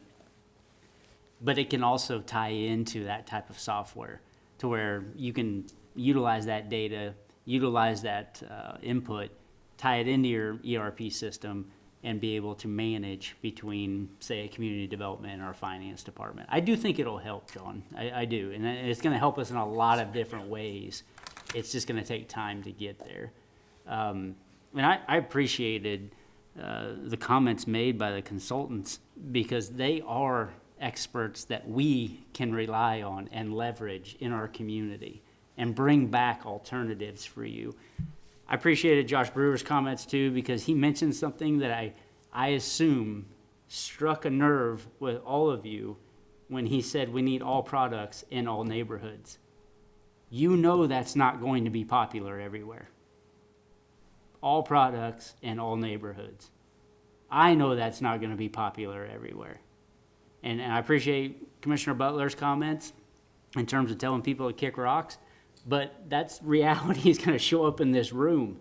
And that's what we're trying to educate, go through a process and bring back a recommendation that you all can consider, because without it, we're telling a committee to go out there and come back with recommendations based on really our limited knowledge and understanding of how to approach these topics. I think between chamber staff and us, we can come up with new economic development processes, but we're not aware of what other communities are doing. And these folks have insights and can assist us. Housing is the same way. There are communities cracking this nut all kinds of ways across the country. We need that expertise to give you all the best possible advice. All right, next comment from John. I have gotten numerous complaints about the city's customer service in regards to development and building. They said we used to do better, and we need to see about a review of that, process. It seems to be cumbersome. Obviously, there's a lot of people got their fingers in the pie. It takes a long time, it's expensive. So that is part of this whole development, that would be part of this whole development review. Yeah. And last one, he thinks we do need to move fast because of the mentioned current amount of funds available, both federal and state. So, we don't want to miss out on that stuff here. We need to figure it out.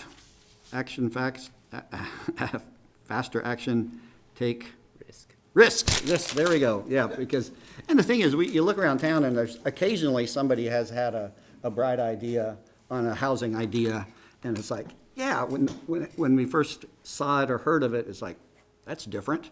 And for the most part, I think about some of TJ's house buildings around Aggieville. It's like a 4-story apartment building in Aggieville. So I would have never considered that. But I think the idea of bringing in some new ideas from outside would be a good idea. So, any other, want to beat on this a little bit more? Someone? Go ahead. Well, is this the final opportunity? Yeah, we're going to wrap up the commissioner. Okay. Weighing in on stuff. Just to say that I would have liked for us to have had the opportunity at some of our work sessions to talk about this, rather than just react to a proposal that was put in front of us for this meeting. And that's what we're doing, is reacting, because but I also, I asked you a question, Jason, early on, and I wanted an answer. There's no ending date for this. What is you're negotiating like an RFP. I want to know more about what the substance is.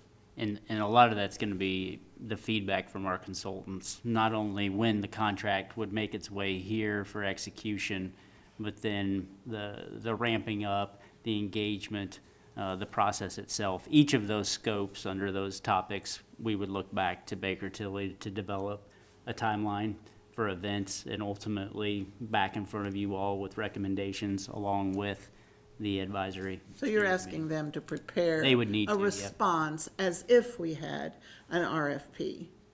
Oh, absolutely. To present back. Yeah, Okay. yeah, we'll come in contract form wasn't- with agreements with all those provisions. Next time we see it, we'll be signing it, so I just. Doesn't have to be. wanted to We know could ahead go of negotiate a draft and bring it back and talk with you about it. Josh, we're talking, and Stephanie, this isn't gonna happen in a year, what we're talking about tonight. We're planning, we're talking about the future. Josh is talking about the urgency of needing housing, and we're planning, and we'll get there someday, but we're a slow boat is all, and as are other communities also, I would say. I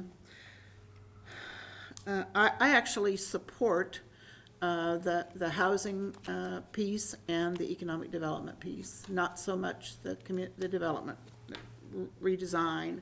We had 100 people in here last summer because Parks and Rec wasn't functioning. It was dysfunctional, I guess. And we don't have a consultant in here at all. We haven't hired one to fix that. But we're rushing on this, and I just think that Anyway, I think for sure, when we develop our economic development strategies, I want to develop put some benchmarks, some clawbacks, whatever. I have been really satisfied with the requirement that in order to receive our economic development, the developer must generate jobs, a certain amount of jobs along the way. And I think for sure that is the way I would want us to proceed into the future, and not just have financial goals, but I think we have, those have that design, originally design we had, and I wasn't here then, has served us well, I think, and protected us in many ways. But anyway, so those are things I wanted to say. Move forward. Moving forward, John says. Yeah, I think the 50,000 for the housing strategy, I think that's probably, we need to get that started. I can agree to that one. The economic development policy review, I'm not on board with, because I felt those funds are already dedicated.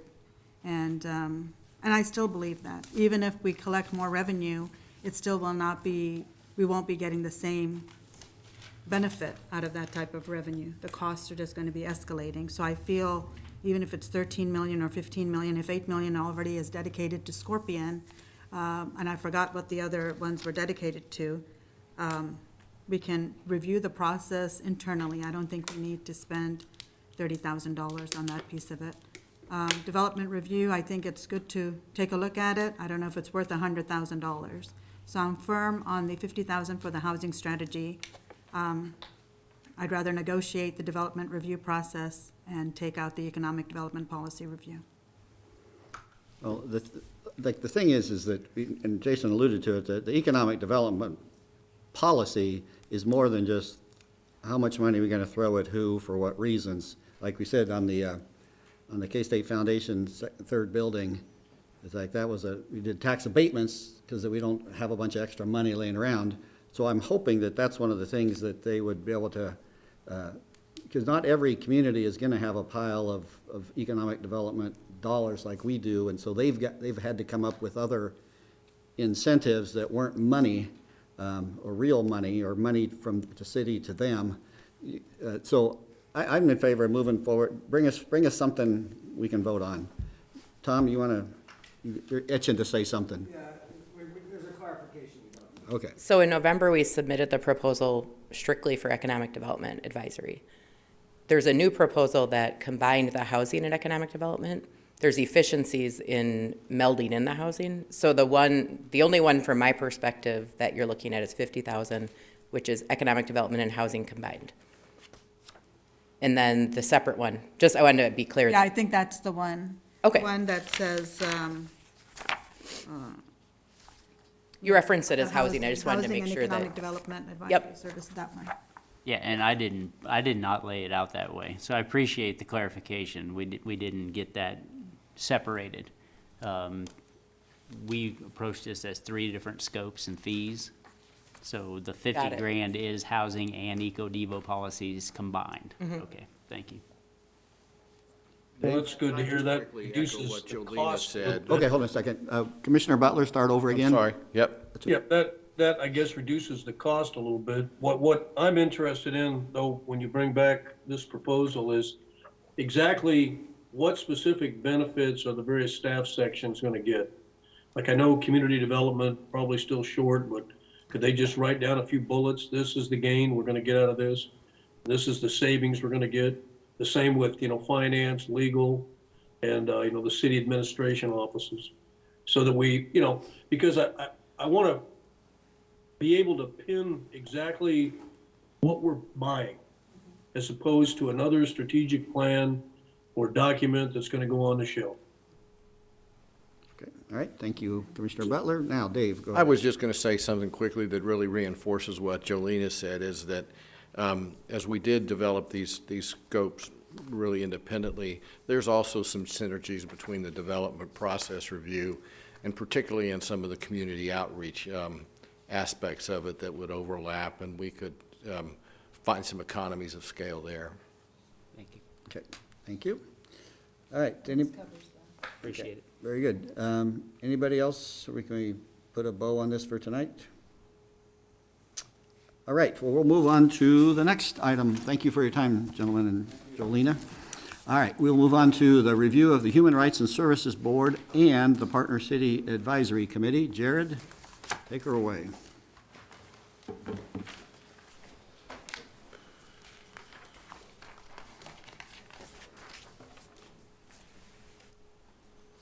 Okay, thank you, Mayor, Commissioners. As a reminder, you all just recently adopted our updated policy manual resolution related to all city boards and committees.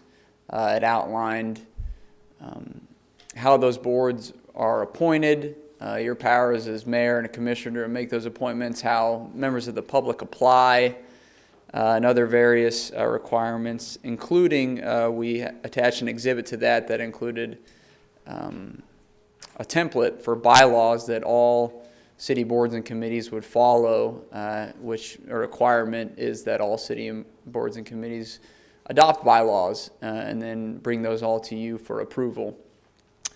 Part of the bigger picture was that we are bringing in front of you various boards and committees over the next couple months for their review, so you could see how they're created, their charges, and the actions and business that they've been conducting over the recent years.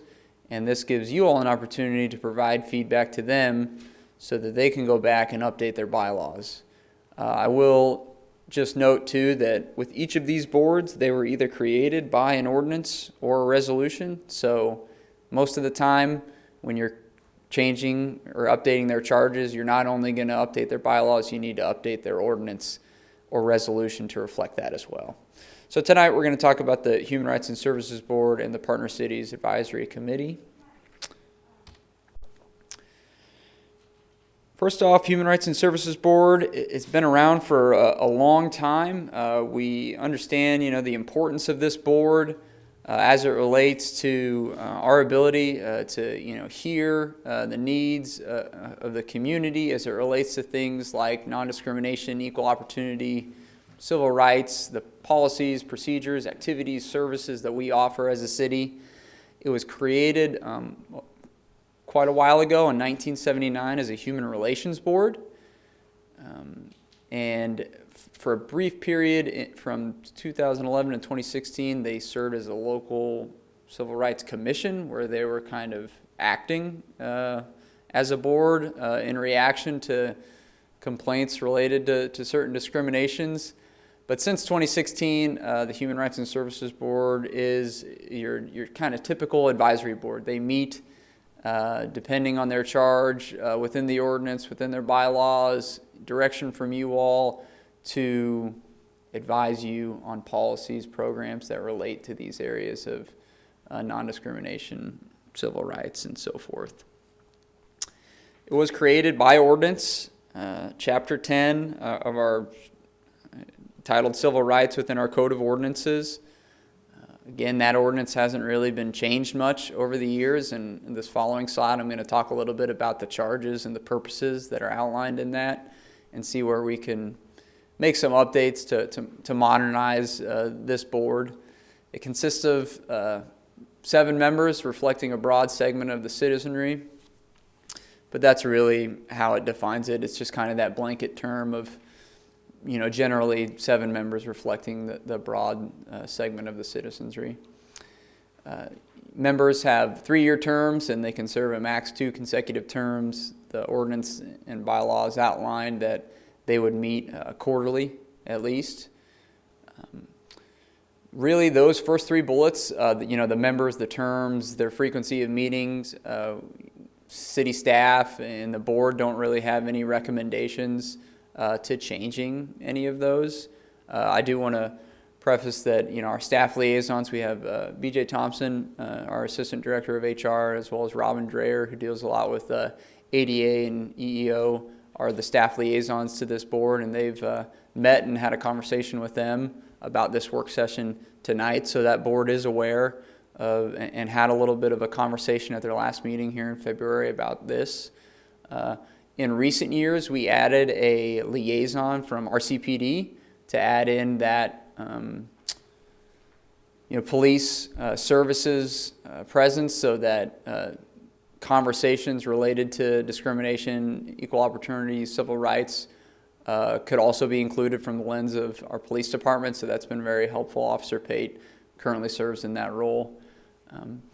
The one thing, other than the purposes that I'm going to discuss here too, is we had discussed as staff, it might be an opportunity to change the name of this board. Human Rights and Services Board is kind of an antiquated phrasing. It gets back to that human relations part where this board isn't really serving in that action component. They're more advisory. So it's something for this group to consider, and maybe can provide feedback to that board, or maybe you can bring that charge back to the current board members to see if there's a different name that could be more modernized, like diversity, equity, and inclusion, or something just more modern. But something for you all to consider. There is a section within the ordinance that creates the Human Rights and Services Board that sets forth the powers and duties of the board. It's quite a long list. Not a lot of these have really been occurring over the years. The Human Rights and Services Board definitely did a lot of advising work a few years ago when we updated our non-discrimination ordinance. They provided a lot of feedback there, which really gets to A, B, and C. That group is meeting to discuss how we can be a more welcoming community, right? How can we create policies and programs that benefit all people? B is one that I imagine we may be amended, but maybe should have just rewrote the sentence completely, because it kind of awkwardly says that we don't receive formal complaints. So that can confuse people. So on the next slide, we have some changes there. But really the last four are things that historically the Human Rights and Services Board hasn't done, with the exception of E. But accepting contributions and fundraising, those types of things haven't really occurred. They're an advisory board to you all, so they are never cooperating with federal and state agencies. And they're also, as an advisory board, not applying for grants. That's something that they may advise on, or they may, assist with research, but ultimately the city is always going to be the one applying for those grants. E, related to just informing you all, is kind of covered in A, and will be covered in the bylaws on their requirements of setting forth agendas and minutes. So we took a shot as staff when talking with our staff liaison, city administration, and the board of, these are just, thoughts for you all to react to on how to update this to kind of be more modern. So we rephrased B to, talk about how this board can receive that feedback with the community. Really, how can this board kind of become a pulse for the community? They can reach out to organizations that are interested in these areas and receive feedback from them and provide all that to you. They can also react based on your guys' input, whether that be looking at the DEI task force report and seeing if there are any things from that report and recommendations that the city could consider.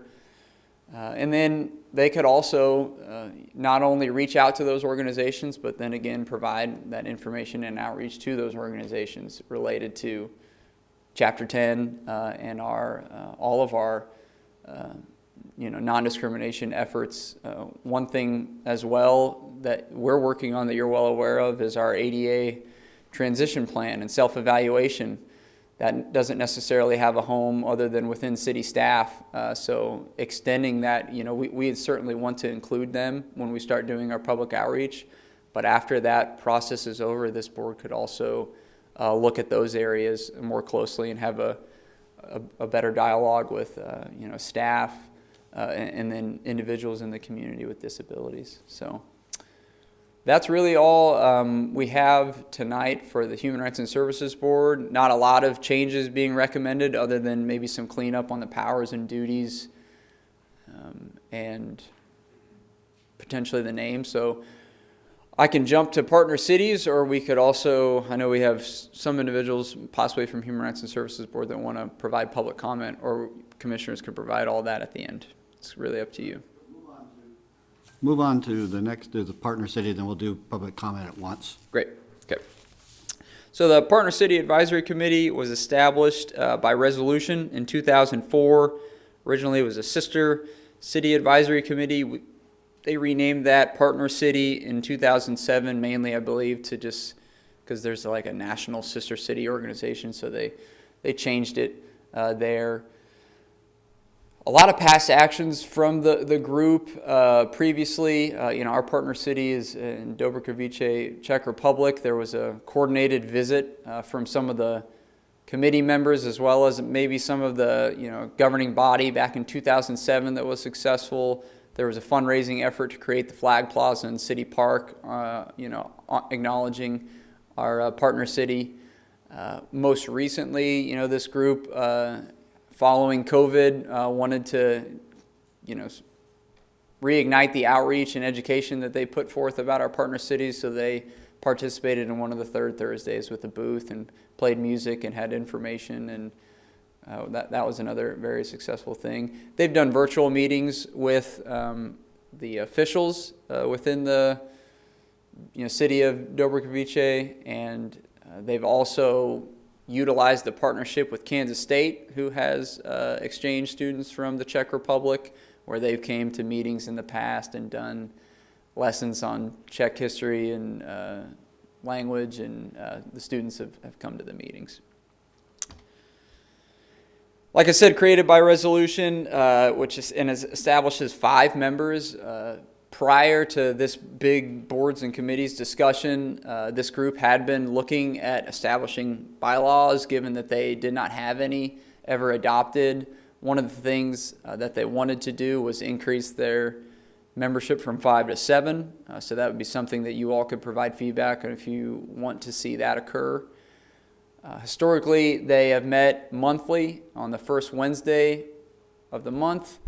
When they looked at their resolution, they did tweak that a little bit to kind of take off the summer months of June, July, and August. I know in some of our previous work sessions, some commissioners had talked about looking at the frequency of their meeting, whether you increase or decrease that. And right now, I serve as a staff liaison to this group. Formerly our city clerk for a long time, Gary Fees, and then Brenda did for a little bit, and then our office took it over. You were all provided this. This is kind of the long list of the charges and purposes that are set forth in the resolution. We didn't take the same approach that we did for the Human Rights and Services Board, mainly because we're really looking for your all feedback here, given just all the conversations we've had with the partner city. And I know there might be public comment from some of our members and our chair about things that they want to accomplish in the future. But really, it kind of boils down to how much involvement do you want from this committee as it relates to our existing partnership with our existing partner city? Do you want this committee and staff to pursue other partner cities? How do we select those? How do we develop more programs, if at all, with those partner cities? So getting your feedback on that will be important because that's going to help this group understand how you want them to move forward. So we can open up to public comment if you'd like. Go ahead and have a seat there, Jared, for a minute. I'll open up public comment. Please come forward, state your name, your address. You got 5 minutes. We probably won't answer your questions, but we'll take your feedback. I'm Vern Werka, current chair of the Partner City Committee. Address is 3305 Musel Drive. Well, dobry večer, komisarid, dva toto utri, děkuji za zjem se vami vol mluvit. Good evening, Commissioners, on this Tuesday. Thank you for allowing me to speak. I'd like to say thank you to Jared for providing past history, and also I'd like to thank the Commissioners, and Mayor Hattasol for your recent appointment of a fifth member of the committee, which would bring us up to full speed, which is greatly appreciated at this particular time. We'll be orienting Jeff Morris tomorrow at the committee meeting. And since Jared basically looked at the past, I wanted to spend my time looking forward. What can this committee do? What have we talked about that I can share with you tonight? Basically, we'd like to expand this whole idea of holding more educational or informative events about the partner-city relationship. Maybe that could take the form of some kind of festival, a Czech festival of some kind. But we're open to all kinds of ideas. We've also discussed the possibility of utilizing the resources of the committee and bringing it to you for support from the city for some kind of tourism effort between Dobroslavice and Manhattan. And this would be incorporating other aspects of the community. I mean, if you're talking tourism, you're talking airport, you're talking transportation, we're talking about the Convention and Visitors Bureau, we're talking about the Chamber of Commerce. I'd like to move forward with those kinds of ideas. In the past, the relationship between the Czech Republic has also included some exchange with even down to our elementary schools. We'd like to get that going again. I mean, COVID certainly put a dent in all of these relationships, but we don't want to get that going again. And we can do something more today than ever before through virtual contacts. And this could be expanded to the junior high, the senior high, and of course our continuing relationship with K-State, the international student program there. And as a matter of fact, for tomorrow's committee meeting during public comment, we will have at least one Czech student there. So they participate on a regular basis. Also to develop joint initiatives with the officials from the Czech Republic. Just received an email today about a process that we can go through to reinstitute using more virtual contact. And as a matter of fact, two names came to me today. They're both former students in the exchange program with K-State.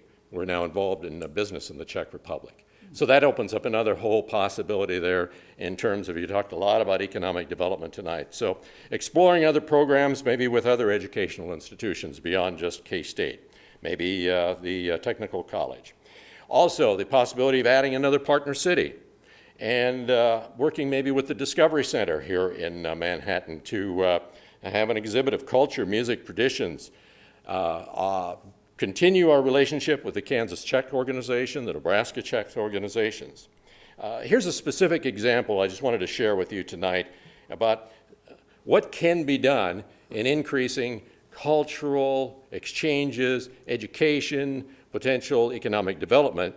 Milligan, Nebraska, they have started a St. Wenceslaus Festival, and this is based on the one that the Czech Republic has had for years. It's a rich tradition featuring breweries and wineries. And this post-COVID event in Milligan, Nebraska has had an attendance exceeding 1,000 people coming to Milligan, Nebraska, population 241. And to borrow the phrase from our good friend Ron Wilson, now that's rural. So what could we do along those lines in Manhattan? We have local wineries, we have local breweries, and we know that Dobroslavice also has a fall festival that is not the same St. Wenceslaus, but it's similar, that we could have something like that. Maybe it's a virtual event, but it's still tying the two together. So those are the kinds of positive outcomes that this committee is looking forward to. Děkuji. Nashledanou. Thank you. Good evening. Thank you. Lakeisha, you want to come up?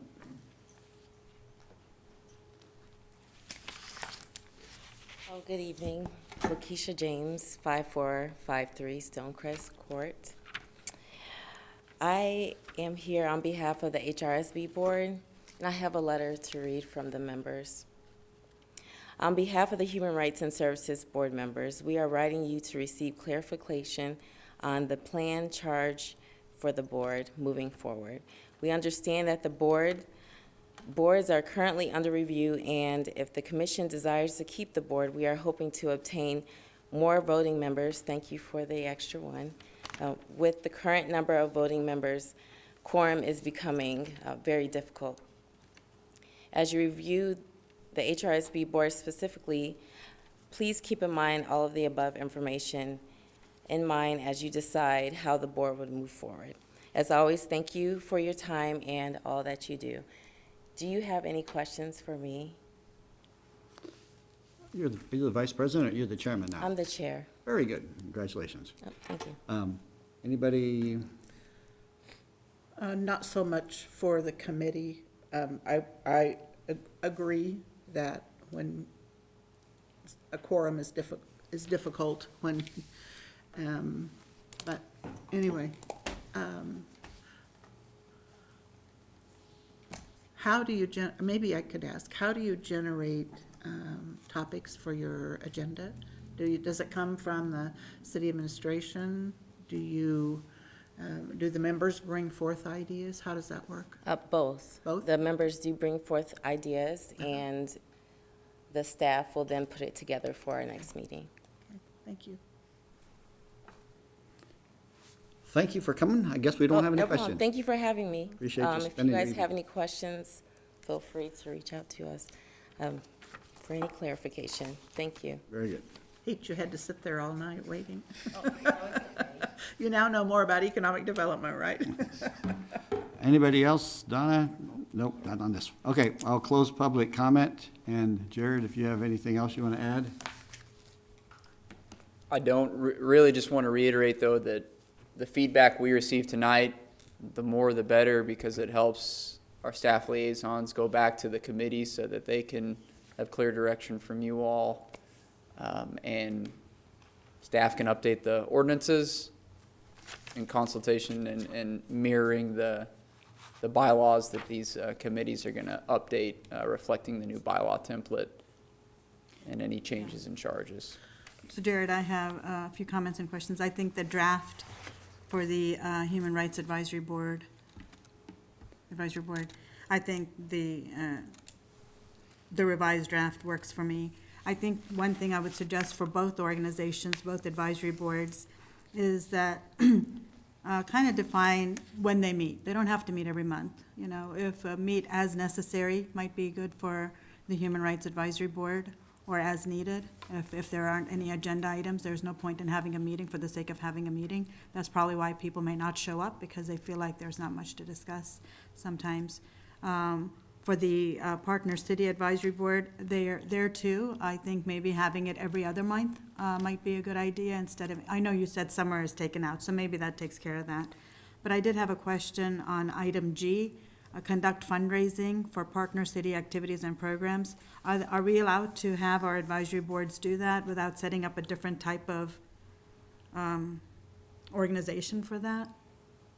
I will say that provisions like this probably give our finance department and our city attorney's office pause, because the inclusion of this may give the indication that, you know, the boards can go off and do that, but there are certain laws and just rules and best practices that we want to follow in the event any group, which is a creation of you all, is receiving funds.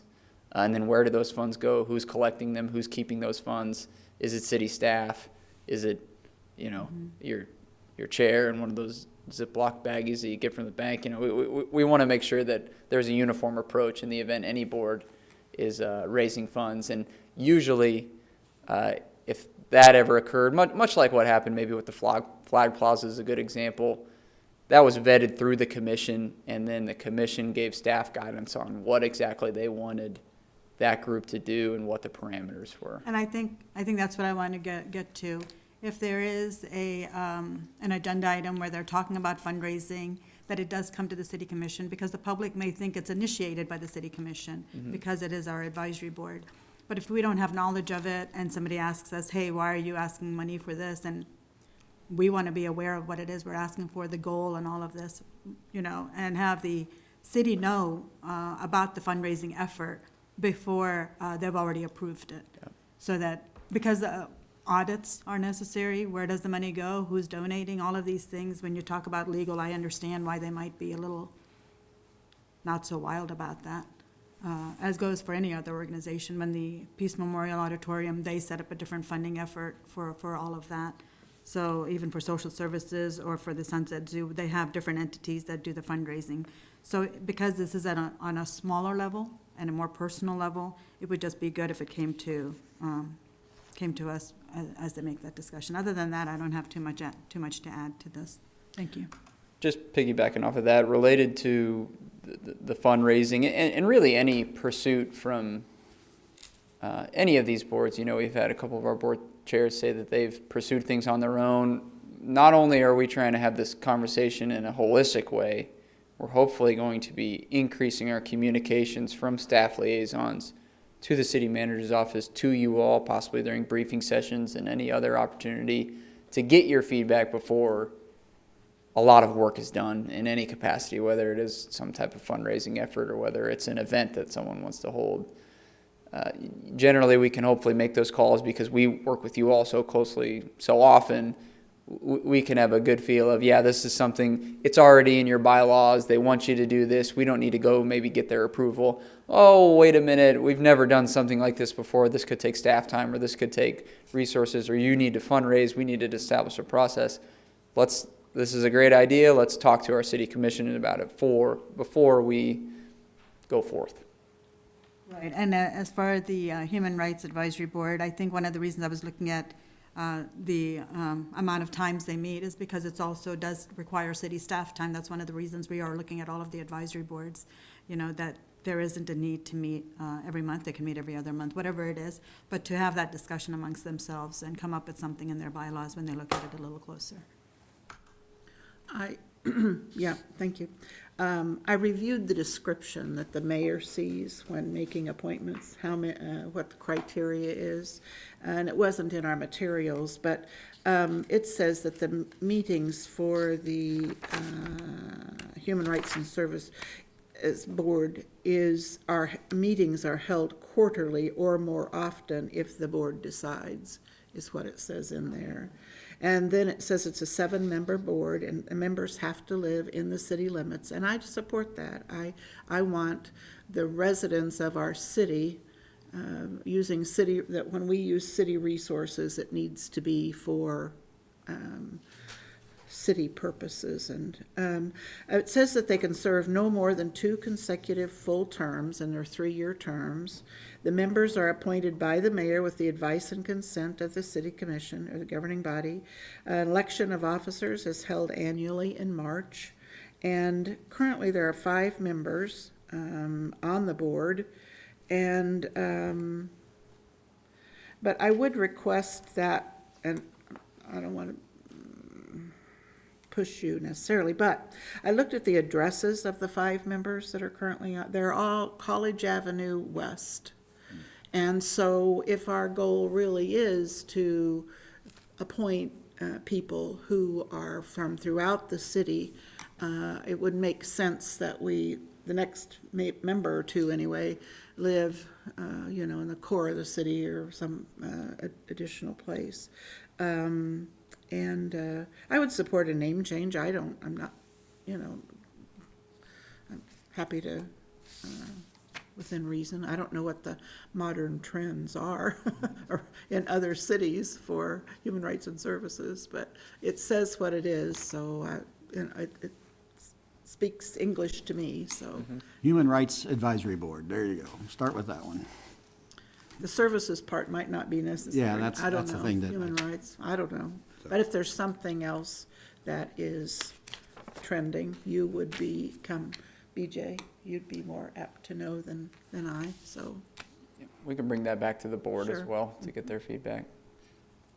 Yeah, I wasn't in a hurry to get these appointments because I wasn't quite sure what our discussion tonight was going to be about and lead to, but we'll see if we can get somebody on there by April for sure. I got burned last year, so I didn't make any more after that because I figured they wouldn't make it through, so. All right. Any other, Wynn, you have any comments on this? Yeah, I think good job, Jared, on rewriting that Human Rights and Services Board thing. I think keeping it simple is the right way to go. And I would just call it, like the mayor said, Human Rights Advisory Board or Human Rights Board is adequate from that standpoint.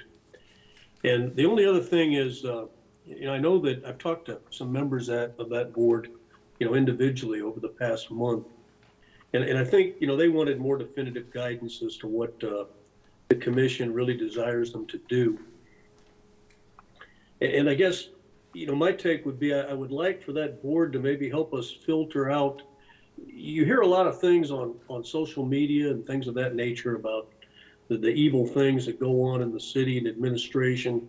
If they could somehow maybe filter that so that we could take some of these false inferences that I see on social media and address them and maybe have a little bit of a positive impact there.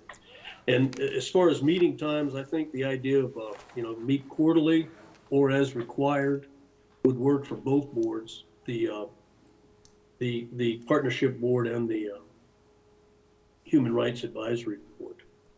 And then lastly, I think I agree with Usha on that discussion there about the fundraising. I think you should just scrap that, because one of the reasons we originally thought we would get rid of the partnership board was the amount of work it caused the city staff. And having to manage funds and fundraising, that's an extra burden on finance. So I think we just get rid of that. And what can happen is if that committee wants to raise money, they can set up an alternate thing, sort of like we did with the Johnny Caw thing. The Johnny Caw Plaza was renovated. We put together Friends of Johnny Caw, and they raised the money, gave it to the city to renovate the plaza. And the city wasn't involved in actually trying to do the fundraising or to manage the funds. We just ended up giving the city the money. And the commission was aware of that, so there would still be, that connection there, especially if something's done on city property like that Flag Plaza was. So other than that, I think we're headed in the right direction. All right, if you need to raise money, just call up Ed Klimak and he'll take care of it for you. Or Vern. Or Vern, yep. And he will. He does a great job at that. He does. All right, anything else? Do any of you have any feedback related to our partner city chair's comments on increased action and goals of the Partner City Advisory Committee, seeking other partner cities, educational events? Well, since Lawrence has 2, we should probably get 2 also. Or do they have 3? I know they got 2. 2 what? 2 partner cities. Oh, cool. One in Japan, and I don't know where the other one is, Europe, I think, but. I think if this committee is enthusiastic enough to want to pursue another partnership with another city, it was kind of waning in recent years, but, it's been hard to find people who interested in serving, not for lack of interest, just that Czech heritage, I think, is what we look for. It's hard to find people, and it's a more obscure board. I mean, we need a billboard wanted Czech heritage folks for this committee. No. But I think if they have the energy and the interest, I would encourage, I'm supportive. I think with the comments about the Human Rights Advisory Board navigating comments that are being said about city commission decisions or on social media, I think that's probably what we need to continue to do and not leave it to volunteers that are on them. 1, they may not have social media. 2, we know sometimes how nasty those can get, and we certainly don't want our volunteers to fall into that either and have nobody apply. But if they bring it to our attention, we can have city staff or commissioners address it for sure. Yeah, I agree with that, Usha. I didn't mean for them to try to resolve that, because that's nothing but a nasty affair, as you alluded to. But just, they could bring it to our attention and say, hey, here's things that are being said, and, we need to address it. And that's generally what happens now. So, full steam ahead. All right, anything else, Jared? I don't think so. Sorry, we're not more helpful. Okay.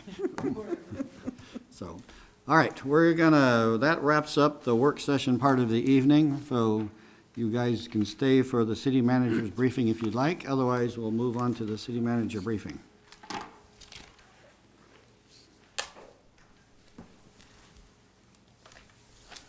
Thank you, Commissioners. You have in front of you a planning chart with the tentative upcoming agenda items. For March 7th on the general agenda, you have your request from Manhattan Area Technical College.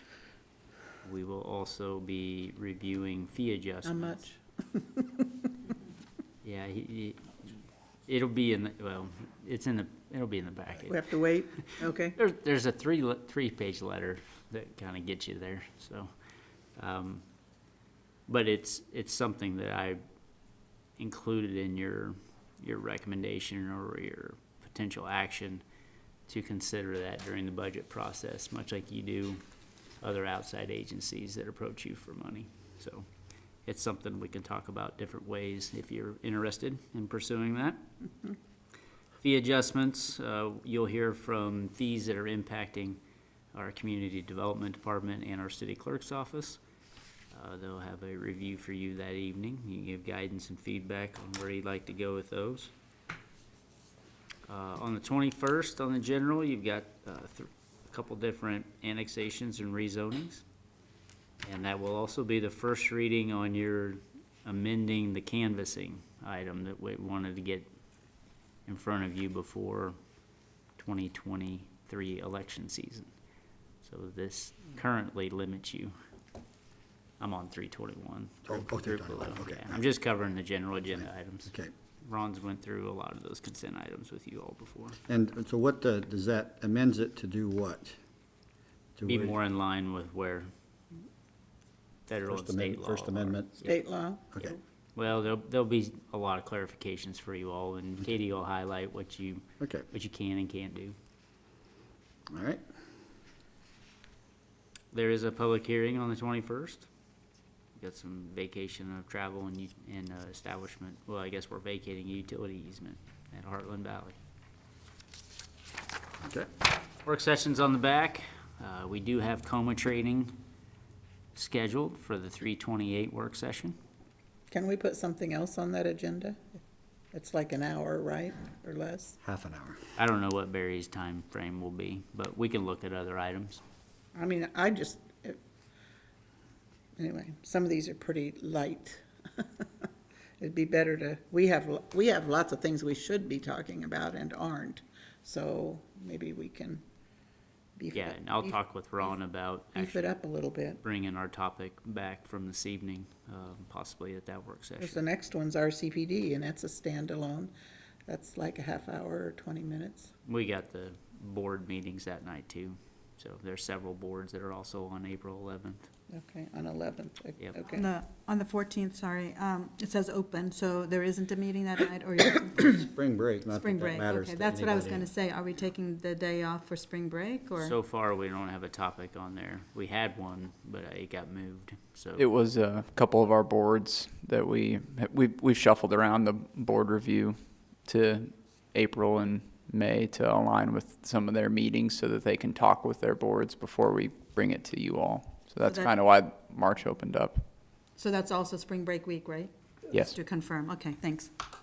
Yeah, we have some preliminary budget numbers. As soon as we're ready and through the 13th month, we will get back in front of you all in terms of where we ended the year. Yeah, So that could also fill some space. I'd like to see that. Yep. Okay. That's all I really had for agenda. Meetings, you've got your MRC luncheon on the 1st, actually tomorrow. Yep. Joint City County on March 23rd. We will be discussing animal shelter ACOs. And we're pretty sure that one's gonna happen? Yes, Is that there or here? it's odd month, so it'd be here. Okay. And then Intergov, March 27th already. Did we send them the opioid?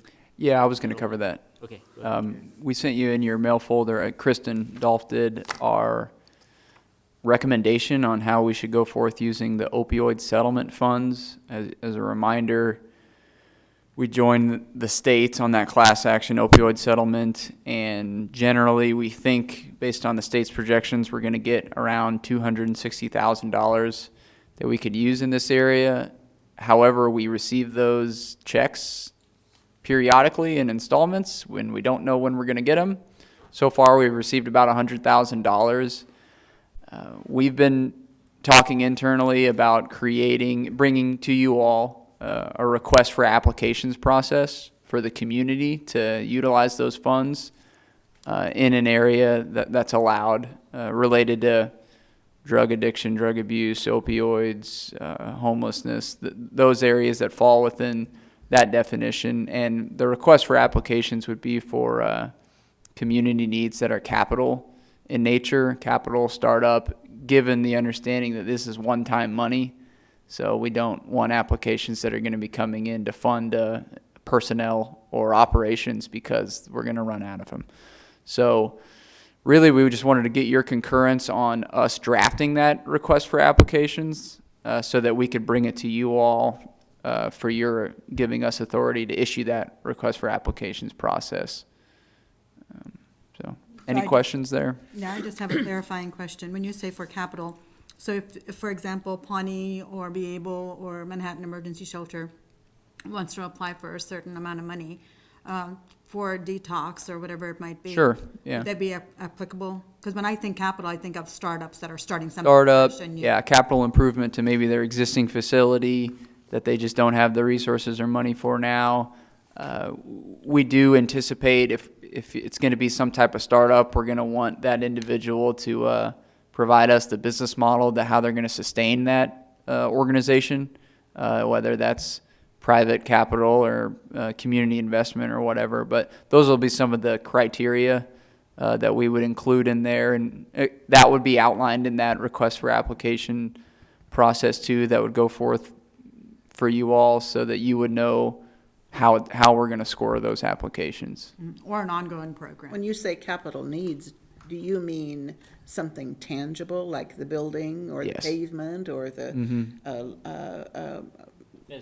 A physical improvement. physical improvement? Mainly something that's one-time expense. Yeah, that's what I yeah. thought, okay. And we would anticipate this process would be similar to other requests for qualifications or proposals, where we would have an internal staff committee on that selection committee. The commission could appoint one or two members to serve on that as well, so that they could review them.